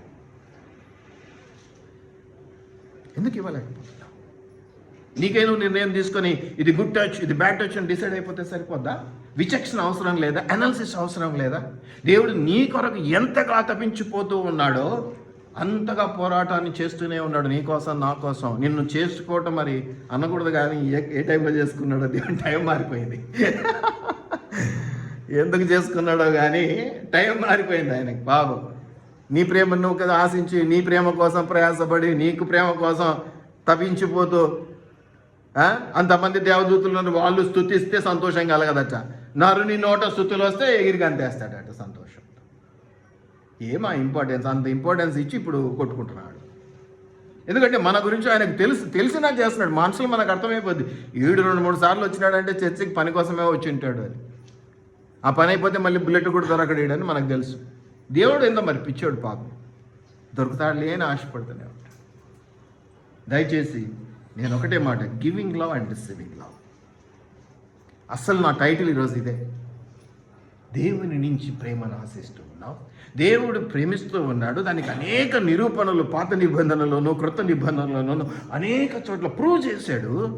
అదే లెవెల్ ఆఫ్ లవ్. నువ్వేమంటున్నావు? చేస్తున్నా కదా అంటున్నావు కాదు. ఆయనకు తగినంత మేర ఆయన లెవెల్లో ఆయన ఆశించినట్లుగా ఎందుకు ఆయనను ప్రేమించలేక అలా ఈ లోకంలో ఎవరైనా ఒక ఆడపిల్ల విషయంలో మగపిల్ల విషయంలో కానీ ఎందుకు ఆడపిల్ల మగపిల్ల ఒక ఇద్దరు ఫ్రెండ్స్ ఉన్నాం ఒకే లెవెల్లో మనం ప్రేమించలేకపోతున్నాం అభిమానించలేకపోతున్నాం అంటే ఊకుంటామా? ఒరే నీకోసం నేను ప్రాణం పెట్టి స్నేహం చేస్తుంటే నువ్వు నన్ను ముంచుతున్నావు రా అంటాడు పక్కనుండి. అవునా? అలా జరుగుతుందా లోకంలో? మరి దేవుని విషయాల్లో కూడా మనం అలా ఉంటే అది భావ్యమేనా, అది న్యాయమేనా, అది దీవెనకరంగా ఉంటుందా అనేది నేను మీకు జ్ఞాపకం చేస్తూ ఉన్నాను. ప్రియమైనటువంటి దేవుని బిడ్డలారా, ఎప్పుడైతే మనం అది మర్చిపోతూ ఉన్నామో ఆయన మనల్ని ఏలికలుగా ఉండటానికి, మనం ఏలటానికి మనకు అధికారం ఇచ్చి నిలబెట్టినటువంటి దేవుడుగా ఉంటున్నాడు. తన ప్రియస్తుతిని సైతం మన కోసం అర్పించినటువంటి దేవుడిగా ఉన్నాడు. మీ పాపాలు నా ఏంటి బొత్స పాపాలు? ఏంటి పాపాలు? పాప క్షమాపణ, ఉచిత రక్షణ ఏంటివి అవి? నేను ఒక్క మాట చెప్పేనా? పోగొట్టుకున్న తన ప్రేమను మళ్ళీ తను మన ద్వారా పొందటానికి చేసుకున్న ప్లానింగ్ ఇదంతా. నువ్వు రక్షించబడితే కొంపలు అంటుకునేది ఏం లేదు, నీకు పాప క్షమాపణ జరిగితే కొంపలు అంటుకునేది ఏం లేదు. ఈ రెండు జరిగితే ఏం పొందుకుంటావు? పాప క్షమాపణ, రక్షణ. అంటే పాప క్షమాపణ జరగంగానే ఏం జరుగుద్ది? పవిత్రత, పరిశుద్ధత. రక్షణ పొందుకోగానే ఏం పొందుకుంటావు? పరలోకపు రాజ్య స్వాస్థ్యం. అంటే దేవుడు ఉండే స్థలానికి.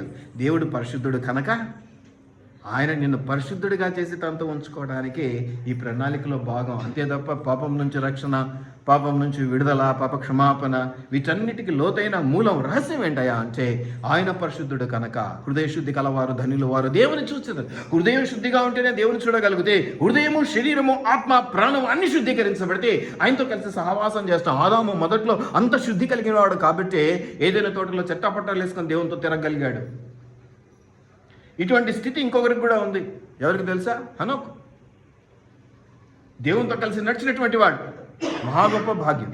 అందుకే ఆయన మరణమును చూడలేదు. హనోకు మరణమును రుచి చూడలేదు, కొనిపోబడెను అని ఉంటుంది వాక్యంలో. అంతటి పరిశుద్ధత, అంతటి పవిత్రత నీలోకి వస్తే ఆయనతో కలిసి సహవాసం చేయాలి. ఆయన నిన్ను మళ్ళీ తన దగ్గర ఉంచుకోవాలి. అలా ఉంచుకోవాలంటే నువ్వు చాలా పోగొట్టుకున్నావు. ఆ పోగొట్టుకున్న వాటిలో ఇవి చాలా ఇంపార్టెంట్. ఏమిటి? ఈ ప్రేమ అనేది, పవిత్రత అనేది, పరిశుద్ధత అనేది, థింకింగ్ అనేది, వీటన్నిటిని తిరిగి నీలో పెట్టి తీసుకెళ్ళడానికి చేస్తున్నటువంటి గొప్ప యజ్ఞం ఇదండి. యాగం అనుకోవాలి. బలియాగం. ఆయన కుమారుణ్ణి బలిగా అర్పించాడు ఈ యాగం. దీనికోసం నేను సెట్ చేసుకునే ప్రయత్నంలో ఆయన కొనసాగింపు చేస్తూ ఉన్నాడు, ముందుకు తీసుకెళ్తూ ఉన్నాడు. ఇది నువ్వు గమనించుకోవాలి. కాబట్టి ఫియర్ నాట్. చాలామంది అనుకునేటువంటి మాట భయం. చాలామంది వాక్యంలో కూడా మేము చెప్తుంటాం ఏమని? 300 ఎన్నిసార్లు ఉంది నా రోజు భయపడొద్దని? 360. మంచిదేనా? మంచిదేనా? దేవుడికైనా దెబ్బే. ఏమంటారు పల్లెటూళ్ళలో? బైబిల్ గురించి కాకుండా లోకంలో ఏదో ఉంది, దేవుడికైనా దెబ్బే. ఏమంటారు? ఏదో ఉంది, దెబ్బే గురువా? దేవుడికైనా దెబ్బే. నేను ఆ మాట అన్నాను, కానీ మనకు అవసరం భయం, అవసరం. కానీ ఆ భయము ఈ భయం కాదు. ఏదైతే దేవుడు భయపడవద్దన్నాడో అవి నిజం. ఆ భయాలు కాదు మనకు కావాల్సింది. ఆరోగ్యకరమైన భయం అవసరం. అయ్యో ఇది దేవుని చిత్తము కాదే, ఇది దేవుడి అనుమతి లేనిదే, ఇది నేను చేస్తే ఎట్లాగా ఆయన బాధపడతాడే, వద్దు నేను చేయకూడదు. హెల్తీ ఫియర్, ఆరోగ్యవంతమైన భయం అవసరం ఈ లోకానికి. అనారోగ్యకరమైన భయం అవసరం లేదు. అది మంచిది కాదు కూడా, అది అవసరం లేదు. దేవుడు అంటే భయపడాలండి. భయం వద్దు అన్నది నీకు దేని గురించో దాని గురించే భయపడొద్దు, కానీ దేవుని గురించి భయపడొద్దు అని చెప్పలేదు దేవుడు ఎప్పుడు కూడా. భయముతోనూ భక్తితోనూ ఆయన సన్నిధికి రండి, వణుకుతో రండి అన్నాడు. మనం నాటకాలు వేస్తాం కదా, భయము కదా కదా. భక్తిగా చేతులు జోడించమంటే ఇక ఊగిపోతాం, తూగిపోతాం. ఏది చేయాలో అది చేయము, ఏది చేయకూడదో అది చేస్తాం. ఎలా చేస్తామంటే మళ్ళీ నాటకంగా చేస్తాం. డ్రామా ఆర్టిస్టులం అయిపోయినాం అందరం, విశ్వాసులము, కాపర్లం అందరం. ఒకరోజు వస్తుంది చాటలో పొట్టు ఇలా అంటే ఏమైపోద్దమ్మా? పొట్టు అంతా మీరు బాగా లేడీస్ బాగా ఇది ఒక్కసారి ఇట్ట గట్టిగా అన్నాడు అనుకోండి, ఏమైపోద్దమ్మా? పొట్టంతా వెళ్ళిపోవాలి. పొట్టులో నువ్వు ఉన్నావు అనుకో, లేసి వెళ్ళిపోతావు. దయచేసి వాటిని జ్ఞాపకం పెట్టుకోనండి. దేవుడు గొప్ప మహిమ కలిగినటువంటి దేవుడు. చాలా లక్షణాలు ఉన్నాయి, కానీ నేను ఒక్కటే, అది కూడా సింపుల్గా చెప్దామని ఆలోచన. దేవుడు అంత ప్రేమను చూపిస్తున్నాడు. నువ్వు ఎంత ప్రేమను చూపిస్తున్నావు? దేవుడు అంత ప్రేమను చూపిస్తున్నాడు, ప్రతిదీ కూడా సాక్ష్యంగా నిరూపించాడు. అసలు సృష్టి ఆరంభంలోనే నిన్ను ఒక అధికారిగా, నిన్ను రాజుగా ఆయన నిలబెట్టుకున్నాడు. ఆయన చేసిన సృష్టి అంతటి మీద నిన్ను అధికారం ఇచ్చి, నీకు అధికారం ఇచ్చి నిన్ను నిలబెడితే వాటికి లోబడ్డావు, సృష్టికి లోబడ్డావు, చెట్టుకు లోబడ్డావు, పుట్టకు లోబడ్డావు, రాయికి లోబడ్డావు, రప్పకు లోబడ్డావు, ముత్యానికి లోబడ్డావు, నవరత్నానికి లోబడ్డావు, బంగారానికి లోబడ్డావు, వెండికి లోబడ్డావు ఆఖరికి కదా. ఇంకా ఎక్కువ తక్కువ మాట్లాడితే రాగికి, ఇత్తడికి కూడా లోబడ్డావు. ఏమంటే ఇత్తడి ఉంగరం పెట్టుకుంటే బాగుంటుంది, ఇత్తడి గాజు వేసుకుంటే బాగుంటుంది, వెండి ఉంగరం బాగుంటుంది, ఆ రాయి బాగుంటుంది, ఈ ముత్యం ఏమిటి ఇవన్నీ కూడా దేవుని ఆయాస పెట్టవా? ఒక పక్క నిన్ను దూరం చేసుకోలేడు, ప్రేమతో చేసుకున్నాడు కాబట్టి నువ్వు ఉండి ఆయన్నే ఇంతగా బాధ పెడుతూ, ఆయనకి ఇష్టం లేని పనులు ప్రతిష్టం. ఏదో పెద్దది చేసావు సార్, నేను ఉండలేకపోయినానండి, నాకు కష్టమైపోయింది, పడిపోయాను, అర్థం చేసుకోగలడు దేవుడు కూడా. ఇది నీకు చేతగా ఉంది కదా, ఓకే క్షమిస్తానులే అనే అవకాశం ఉంది. 10 పైసలకు అదే పడిపోవటం, పావులకు అదే పడిపోవటం, 10 రూపాయలకు అదే పడిపోవటం, 10 కోట్లకు అదే పడిపోవటం అంటే ఎక్కడ భరించాలి? మనుషులు భరిస్తారు అసలు ఇది ఎక్కడైనా? అమ్మా మనుషులు భరిస్తారు అసలు? దయచేసి జ్ఞాపకం పెట్టుకోండి ప్రియమైనటువంటి దేవుని బిడ్డలారా. ఏదో సిచ్యువేషన్ డిమాండ్స్ అని, ఒక అవసరం కోసం, ఒక ఆపద కోసం నేను సంఘానికి వస్తాను, దేవునితో ఉంటాను, దేవుడు ఏదో చేస్తాడు కాదండి. ఆయన ఏమి ఇచ్చినా ఇవ్వకపోయినా, ఆయన ఇచ్చినా ఇవ్వకపోయినా దేవుడు దేవుడే. ఆయన ప్రేమిస్తున్నాడు కనుక నువ్వు ప్రేమించాలి. కండిషన్ అంతే, కండిషన్ అంతే. ఏ లెవెల్లో ప్రేమించాలి అది నీకు తెలుసు. ఆయన ఎంతగా నిన్ను ప్రేమించాడో, ఏ లెవెల్లో ప్రేమించాడో, ఏమిచ్చి ప్రేమించాడో ప్రతిదీ సాక్ష్యం ఉన్నది బైబిల్లో. ఒక్కగానొక్క సొంత కుమారుని సిలువకు అప్పగించినాడు. ఎందుకంటే నిన్ను తీసుకొచ్చుకోవడం కోసం. అయ్యా సిలువలో రక్షణ ఇచ్చావు, సిలువలో పాపక్షమాపణ తెచ్చావు. అసలు దాంట్లో గుడార్థం రహస్యం ఏమిటంటే నిన్ను పరిశుద్ధుడిగా, పవిత్రుడిగా, నిన్ను పరలోక రాజ్యంలో తనతో కలిపి ఉంచుకోవడం కోసం చేసినటువంటి పని అది. నువ్వు రక్షించబడితే ఏదో లేదు, నీ పాపక్షమాపణ పొందుకుంటే ఏమో లేదు, కానీ ఆయన తను ప్రియుడిగా ఎంచుకున్న నిన్ను తిరిగి తనతో సమాసం. ఎందుకంటే సిలువలో కూడా మనకు నా దేవా నన్ను ఎందుకు చేయి విడిచితు, ఎందుకు ఆ మాట అన్నాడు దేవుడు? ఆ క్షణంలో లోక మానవాళి పాపం అంతా కూడా యేసుప్రభు వీపుని వేసుకున్నాడు కాబట్టి వెంటనే చేయి వదిలిపెట్టి. పాపముతో దేవునికి పొత్తు ఉండదు. చిన్నదైనా కూడా పక్కన పెట్టేస్తాడు దేవుడు. అందుకే దేవుడు యేసుప్రభు చేయి వదిలిపెట్టేట్టుగా మనం ఒక మాట మాట్లాడుకుంటాం 7 మాటల్లో గుడ్ ఫ్రైడే రోజు, నా దేవా నన్ను ఎందుకు చేయి విడిచితివి అనే మాట. మరి కుమారుణ్ణి అంత పక్కన పెట్టినాడు, నువ్వు ఎటుంటే సిగరెట్ తాగుతావు, ఏం కాదురా నాతో పాటు, మందు తాగుతావు, ఏం కాదురా నాతో పాటు కూర్చో,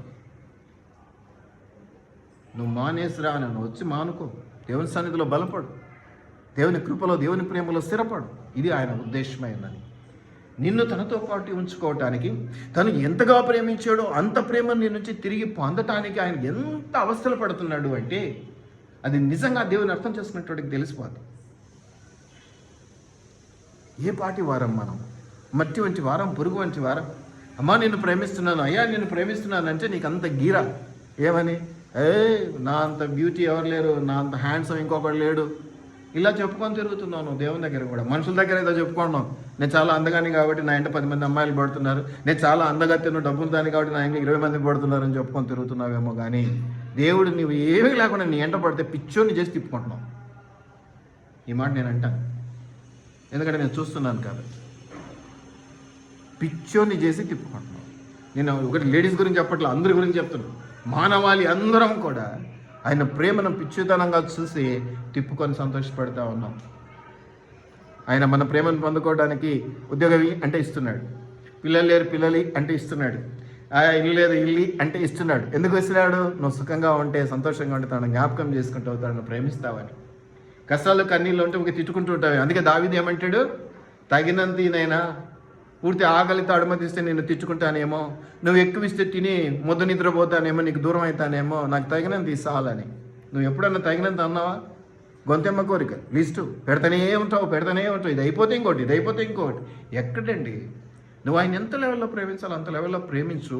నువ్వు ప్రార్థన చేయకు. అడగకముందే మన అక్కర్లు తెలిసినటువంటి దేవుడు. అంతగా ప్రేమిస్తున్నప్పుడు నువ్వు అడగకర్లా, దేవునికి ఆల్రెడీ తెలిసిపోతా ఉంటావు. ఇచ్చేస్తాడు దేవుడు, నువ్వు అడగకముందే ఇచ్చేస్తాడు. అడగకముందే మన అక్కర్లు తెలిసినటువంటి దేవుడు. మనం అలాగా ప్రవర్తించాలండి. ఒక మర్యాద విషయంలోనే వాడు ఇంటికి పోతే సరిగా నేను రాను, నా జీవితంలో వాళ్ళ గడప దక్కనంటావు అంటావా లేదా? వాడు ఇంటికి పోతే పలకరిలే, మర్యాద ఇలా, మంచినీళ్ళే, ఛాయ్ ఇలే, మళ్ళా నా కంటలో ప్రాణం ఉండగా నేను ఇంటికి గడప దొక్కుతాను అంటావు. నువ్వు ఇంత అవమానిస్తుంటే నీ హృదయమనెడు తలుపు నొద్ద యేసునాథుండు పిచ్చోళ్ళలాగా నిలబడి తట్టుచుండు సకల విధములను. అయినా నువ్వు అదే నాటకం, అదే పద్ధతి, అదే ఇది, అవసరమైతే ఒకలాగా, అవసరం తీరితే ఒకలాగా, ఏది ఏది ఏది ఎలాగా నువ్వు తప్పించుకుంటున్నావో దేవుని ప్రేమ నుంచి. దానివల్ల ఎవరికి నష్టం అండి? పోనీ దేవునికి ఏమన్నా నష్టమా? ఇంత పిచ్చిగా నేను ప్రేమించి నీకోసం పిచ్చివాళ్ళలాగా ప్రేమించని ఎంటపడితే నీకు అంత చులకనైపోతాయి. మనుషులు కూడా అంతే కదా, నువ్వు ప్రేమించని ఎంటపడితే ఏమో కదా కదా. సహజంగా కట్నం తీసుకోవడం తప్పని అందరికీ తెలుసు కదా, వ్యతిరేకిస్తున్నాం, అంత బాగానే ఉంది. చాలా వరకు జోకులు చెప్పుకుంటుంటారు కొంతమంది, కట్నం తీసుకోకుండా ఎవరైనా వస్తే ఏమన్నా లోపం ఉందేమో పెళ్లి కొడుకులు అనుకుంటారంట. అవునా? ఇది మన పరిస్థితి. ఆయన పిచ్చి ప్రేమను ఏదన్నా లోపం ఉందేమో అనుకుంటున్నాం మనం. అంత తెలివి మీరిపోయినాం మనం, అంత తెలివివంతులం అయిపోయినాం.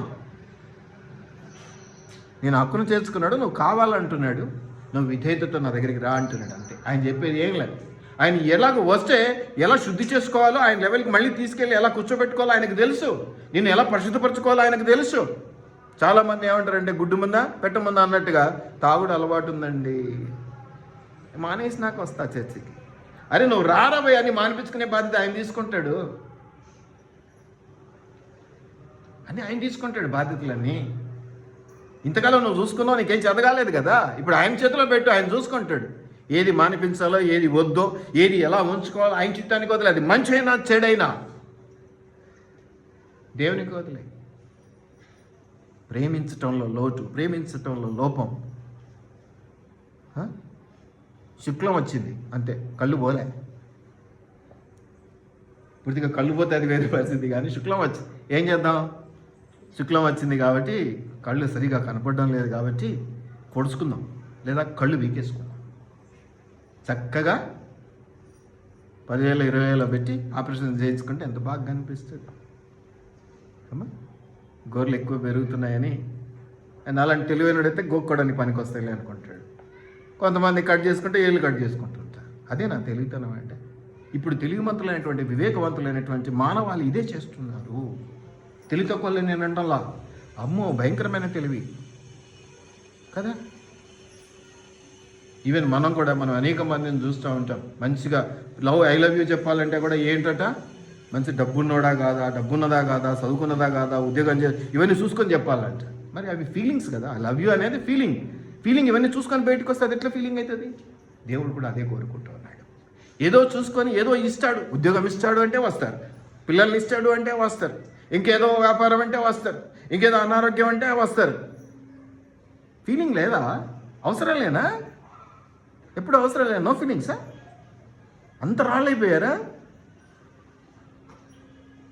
దేవుడు అది ఒప్పుకోవట్లేదు, అది సమస్య. ఫీలింగ్స్ చాలా ఇంపార్టెంట్. ఎవడో తెలియదు ముక్కు మొహం రోడ్డు మీద యాక్సిడెంట్ అయితే చూస్తేనే గబక్కిన అబ్బా అయ్యో అనిపిస్తుంది. చేతనైతే పోయి ఏదైనా మంచినీళ్ళు తాపటమా, గబగా ఎత్తి ఏదైనా హాస్పిటల్కి పంపించడం. మరి నీకోసం అదే ప్రయాసపడుతున్నాడు అక్కడ దేవుడు కూడా. నీ కంటికి కనపడదు, చెవికి వినపడదు. ఎట్లాగా మరి? వీటిని జ్ఞాపకం చేసుకోవాలి, వీటిని గమనించుకోవాలి. ఇది నేను మీకు జ్ఞాపకం చేస్తున్నాను. ఎప్పుడైతే వీటి విషయంలో మనం కరెక్ట్గా ఉంటామో, దేవుడి ప్రేమ మనకి ఇచ్చేది ఎంత గొప్పగా ఉందో, రిసీవింగ్ ఎండ్ కూడా మనం అలాగే ఉంటే, ఒకటి గుర్తుపెట్టుకోండి, ఇచ్చేవాడు ఇస్తాడు, బాగానే ఉంది. ఇచ్చేవాడు ఇవ్వాలి, ఆ ఇచ్చే మాట రావాలి అంటే నేనంటాను పుచ్చుకునేవాడు ఉండాలి. పుచ్చుకునేవాడు ఉండి ఇచ్చేవాడు ఇస్తేనే కదా ఇస్తున్నాడు అని చెప్పుకుంటాం, పుచ్చుకున్నాడు అని చెప్పుకుంటాం. ఇద్దరి పక్షాన 2 మాటలు నెరవేర్చాయి. నేను చెప్తున్నానండి, ఎవరు లేరు ఇక్కడ. ఎవరికి చెప్పినట్టు? కాబట్టి ఒకడు చెప్తున్నాడంటే వినేవారు ఉండాలి. ఆయన ప్రేమిస్తున్నాడంటే ప్రేమించబడేవారు ఉండాలి. అందుకని నన్ను సంరక్షించుకుంటున్నాడు దేవుడు. మనం ఉండాలి. కానీ ఆ ఉండటం ఎలా ఉండాలి అంటే ఆయనకు తగిన ప్రేమనిచ్చేవారుగా మనం ఉండాలి. గర్విష్ఠులుగానో ఇక నేను బాగున్నా, నాకు ఇది మన చదువును చూసి ఎంటబడ్డాడు, మన యొక్క గొప్పతనాన్ని చూసి ఎంటబడ్డాడు, మన మాట తీరుని చూసి ఎంటబడ్డాడు దేవుడు, ఇక సంఘాలను స్థాపించుకుందాం, 10 మందిని నిలబెడదాం, వీటి కొరకు కాదు. 35 మార్కులతో పాస్ అయ్యే నిన్ను 70కో 80కో 90కో తెచ్చి కూర్చోబెట్టాలి. పాస్ అయితే చాలే అనుకుంటే ఎట్టుంటుందంటే క్లాస్ దాటావు, నా పని అయిపోయింది. క్లాస్ దాటాక ఆ టీచర్కి ఏం పని ఉంటుంది? మళ్ళీ నెక్స్ట్ క్లాస్కి వచ్చి అదే సబ్జెక్ట్ చెప్పడుగా.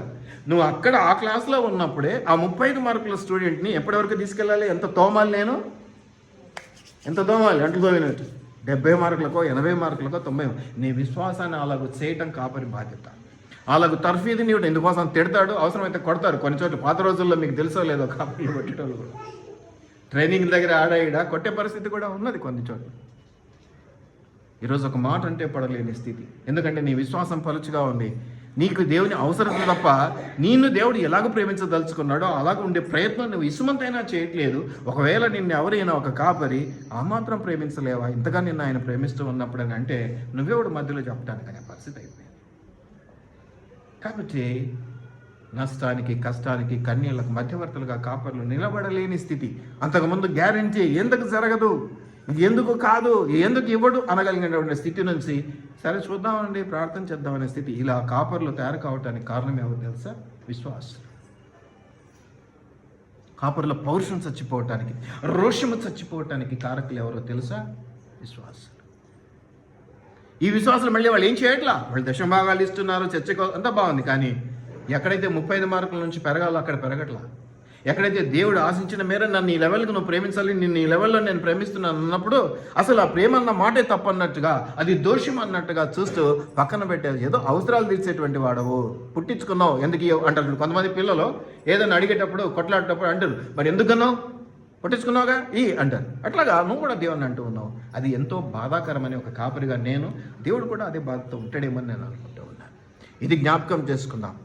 ఇలా ఉండటం అనేది తప్పు అన్న విషయం మనం జ్ఞాపకం చేసుకో. కాబట్టి ఇచ్చేవాడికి తీసుకునేవాడు అవసరత ఉన్నది, మాట్లాడేవాడికి వినేవాడి అవసరత ఉన్నది, లవ్ అంటే ఇలా ప్రేమించేవాడికి ప్రేమించబడేవాడి అవసరత. నేను ఎంతోమందిని అడుగుతూ ఉంటాను, నన్ను ఆరాధించే వాళ్ళు కాదని కాదు, దేవుని ఆరాధించే వాళ్ళు నన్ను ప్రేమించేవారు, నాకు సహాయకులుగా ఉండేటువంటి వాళ్ళు, నా పార్ట్నర్స్ కావాలి, నా సేవలు సహాయకులుగా ఉండేటువంటి వాళ్ళు కావాలి. ఇది మేము చెప్పినట్టు చెప్తుంటారు, నేను బాలుడనే, నాకు చేత కాదు, ఇక ఇట్లాగే. ఇప్పుడు సాతాను అదే కదా, నీకు దేవుడు ఎందుకు పెట్టాడో తెలియకపోవడం వల్ల నాకు ఏది చేత కాదు, నాకు పాటలు పాడడం రాదండి, నువ్వు వాక్యం అయ్యో నాకు రాదండి, అయ్యో ఈ బదులు ఇది ఒకటి చేసిరా, అబ్బా నాకు తెలియదండి. అది మూర్ఖత. ఆ మూర్ఖత నుంచి మనం బయటపడి దేవుని ఎంతవరకు ప్రేమించాలో ఆ లెవెల్లో మనం ప్రేమించగలిగినప్పుడు నువ్వు ఇంత గోజాడాల్సిన అవసరం లేదు, నువ్వు ఇంతగా బాధపడాల్సిన అవసరం లేదు. అడగకముందు నీ అక్కలు తీర్చడానికి దేవుడు సిద్ధంగా ఉంటాడు. దాని గురించి మనం ప్రార్థన చేసుకుందాం. ప్రభువా, నిజంగానే నువ్వు మమ్మలను ఏలికలుగా సృష్టి చేశావు అయ్యా, మమ్మల్ని నీ బిడ్డలుగా లెక్కించావు. మాకు ఆ విషయం తెలియక సాతాను వ్యక్తిలో మీరు దేవతల వల్ల అవుతారనగానే పడిపోయాం, మమ్మల్ని క్షమించు అని ఒక చిన్న ప్రార్థన చేసుకుందాం. ఒక చిన్న ప్రార్థనతో పాటు ఒక చిన్న మాట కూడా నేను మీకు జ్ఞాపకం చేస్తున్నాను. మనం అందరం కూడా స్తుతిలో కానీ మనమందరము కూడా మామూలు ఆరాధనలో కానీ ఒక పాట పాడుకుంటాం. ప్రేమించేది అధికముగా ఆరాధింతు ఆసక్తితో, ప్రేమించేదన్ అధికముగా ఆరాధింతు ఆసక్తితో, నిన్ను పూర్ణ మనసుతో ఆరాధింతున్, నిన్ను పూర్ణ బలముతో ప్రేమించేదన్. ఎంతమందికి వచ్చి పాట, ఎంతమంది ఈ పాట విన్నారు? దయచేసి ఒకసారి చేతులు ఎత్తుతారా? ఇప్పుడు ఈ పాటకు తగినట్లు మీ ప్రవర్తన ఉన్నదా? నిజంగానే దేవుని అధికంగా ప్రేమిస్తున్నావా, లేకపోతే నోటితో నాలుకతో పలుకుతున్నావా? ప్రేమించడాన్ని అధికముగా ఒకటి మాట అనుకుంటున్నావా? అది నీ ప్రవర్తనలో కనపడాలి, నాకు కనపడాలి, దేవునికి కనపడాలి, నీకు కనపడాలి. నిన్ను అందరికంటే ఎక్కువగా ప్రేమిస్తున్నాను దేవాన్ని నువ్వు చెప్పగలగాలి. సంఘముగా కాపరిని, సంఘాన్ని, దేవుణ్ణి ప్రేమించలేని స్థితిలో ఉంచి ఈ పాట పాడే అర్హత మనకు ఉన్నదా అండి? అర్హత ఉన్నదా? అసలు ఈ పాట పాడేందుకు మనం తగిన వారమేనా? మళ్ళీ రెండవ మాట, ఆరాధించున్న ఆసక్తితో, ఏదో పెదవులతో ఆర్భాటంగా ఆసక్తితో ఊగి తూగి స్తుతి స్తోత్రం స్తోత్రం స్తోత్రం స్తుతి అనడం తప్ప నిజంగా నిండు మనసుతో నువ్వు చేస్తున్నావా? ఆరాధించిన ఎలా ఆరాధిస్తానంట? ఆసక్తితో, పూర్ణ మనసుతో నిన్ను ఆరాధించు, పూర్ణ మనస్సుతో.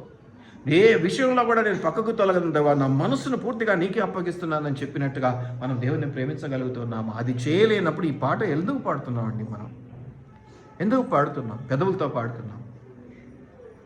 దయచేసి జ్ఞాపకం పెట్టి ఈసారి ఈ పాట నిండు మనసుతో పాడదాం, నిండు హృదయంతో పాడదాం, తగినట్టుగా పాడదాం. నిజంగానే ప్రభువా, ఈ లోకంలో అందరికంటే, తండ్రి కంటేను తల్లి కంటేను నన్ను ఎక్కువగా ప్రేమించాలి అని దేవుడు ప్రత్యక్షంగా చెప్పాడు. నా కొరకై తల్లినైనను తండ్రినైనను పొలమునైనను ధనమునైనను పోగొట్టుకున్నవాడు నూరంతలుగా పొందును, నిత్య జీవం పొందును అని వాక్యంలో అనేక చోట్ల మనకు భరోసా ఇచ్చాడు దేవుడు. కానీ పూచిక పుల్ల కూడా దేవుని కొరకు మనం వదిలే స్థితిలో లేము. కానీ మనకి ఇంకా అది కావాలి ఇది కావాలని గోచాడ స్థితిలో ఉన్నాం, మొరపెట్టుకునే స్థితిలో ఉన్నాం. మొరపెట్టుకుంటే ఇస్తాడని ఒక నమ్మకంలో ఉన్నాం. పిచ్చోడు పాపం ప్రేమిస్తున్నాడు కనుక ఇస్తూ ఉన్నాడు. కానీ మనం కూడా ఆ లెవెల్ ప్రేమను ఇచ్చే ప్రయత్నంలో ముందుకు వెళ్దాం. ప్రార్థన చేసుకుందాం. ప్రభా నీకు వందనాలు, తండ్రి నీకు వందనాలు, నా రాజా నీకు వందనాలు. నిజమే తండ్రి, ప్రేమించుదాన్ని అధికముగా ఆరాధించును, ఆసక్తితో పూర్ణ మనసుతో నిన్ను ఆరాధించును, పూర్ణ బలంతో నిన్ను ప్రేమిస్తానని పాటుపడుతున్నామే. కానీ ఇప్పటి వరకు దాన్ని నిజంగానే పూర్ణంగా మేము ఎప్పుడు చేయలేదేమో, మమ్మల్ని క్షమించు నాయన. ఈ క్షణం నుంచి పూర్ణ మనసుతో నిన్ను ప్రేమించడం. ఈ లోకంలో మాకు అవసరమైన వాళ్ళని మేము ఎంతో ప్రేమిస్తున్నామని గొప్పలు చెప్తూ ఉంటాం. అవసరం తీరేక ఏరుతట్టక తెప్ప తగిలేసినట్టుగానే వారిని దూరం చేసుకుంటూ ఉంటాం. అలాగే మేము కూడా నిన్ను కూడా దూరపరుచుకున్నామేమో, సాతాను కుయుక్తిలో భ్రమలో పడి కొట్టుకుపోతున్నామేమో. జీవం కలిగినటువంటి చేప, బ్రతికి ఉన్న చేప ఏటికి ఎదురీదుతుంది అనే వాక్యంలో చూస్తున్నాం, అనేక చోట్ల చూస్తున్నాం. అయ్యా అలాగే మేము ఎదురీది నీ కొరకు నిలబడటానికి మాకు సహాయం చేయి. నిజముగా నిన్ను ప్రేమించడానికి సహాయం చేయి. ఎంతగా నువ్వు మమ్మల్ని ప్రేమిస్తున్నావో, ఏ లెవెల్లో ఉందో, ఎంత స్ట్రాంగ్గా ఉందో, ఎంత పరిపక్వతతో ఉందో, ఎంత నిండుగా ఉందో, ఎంత చిక్కగా ఉందో, ఎంత బలముగా ఉన్నదో, ఎంత తీయగా ఉన్నదో, అంత తీయటి ప్రేమను మేము చూపించగట్టగా సహాయం చేయనాయన.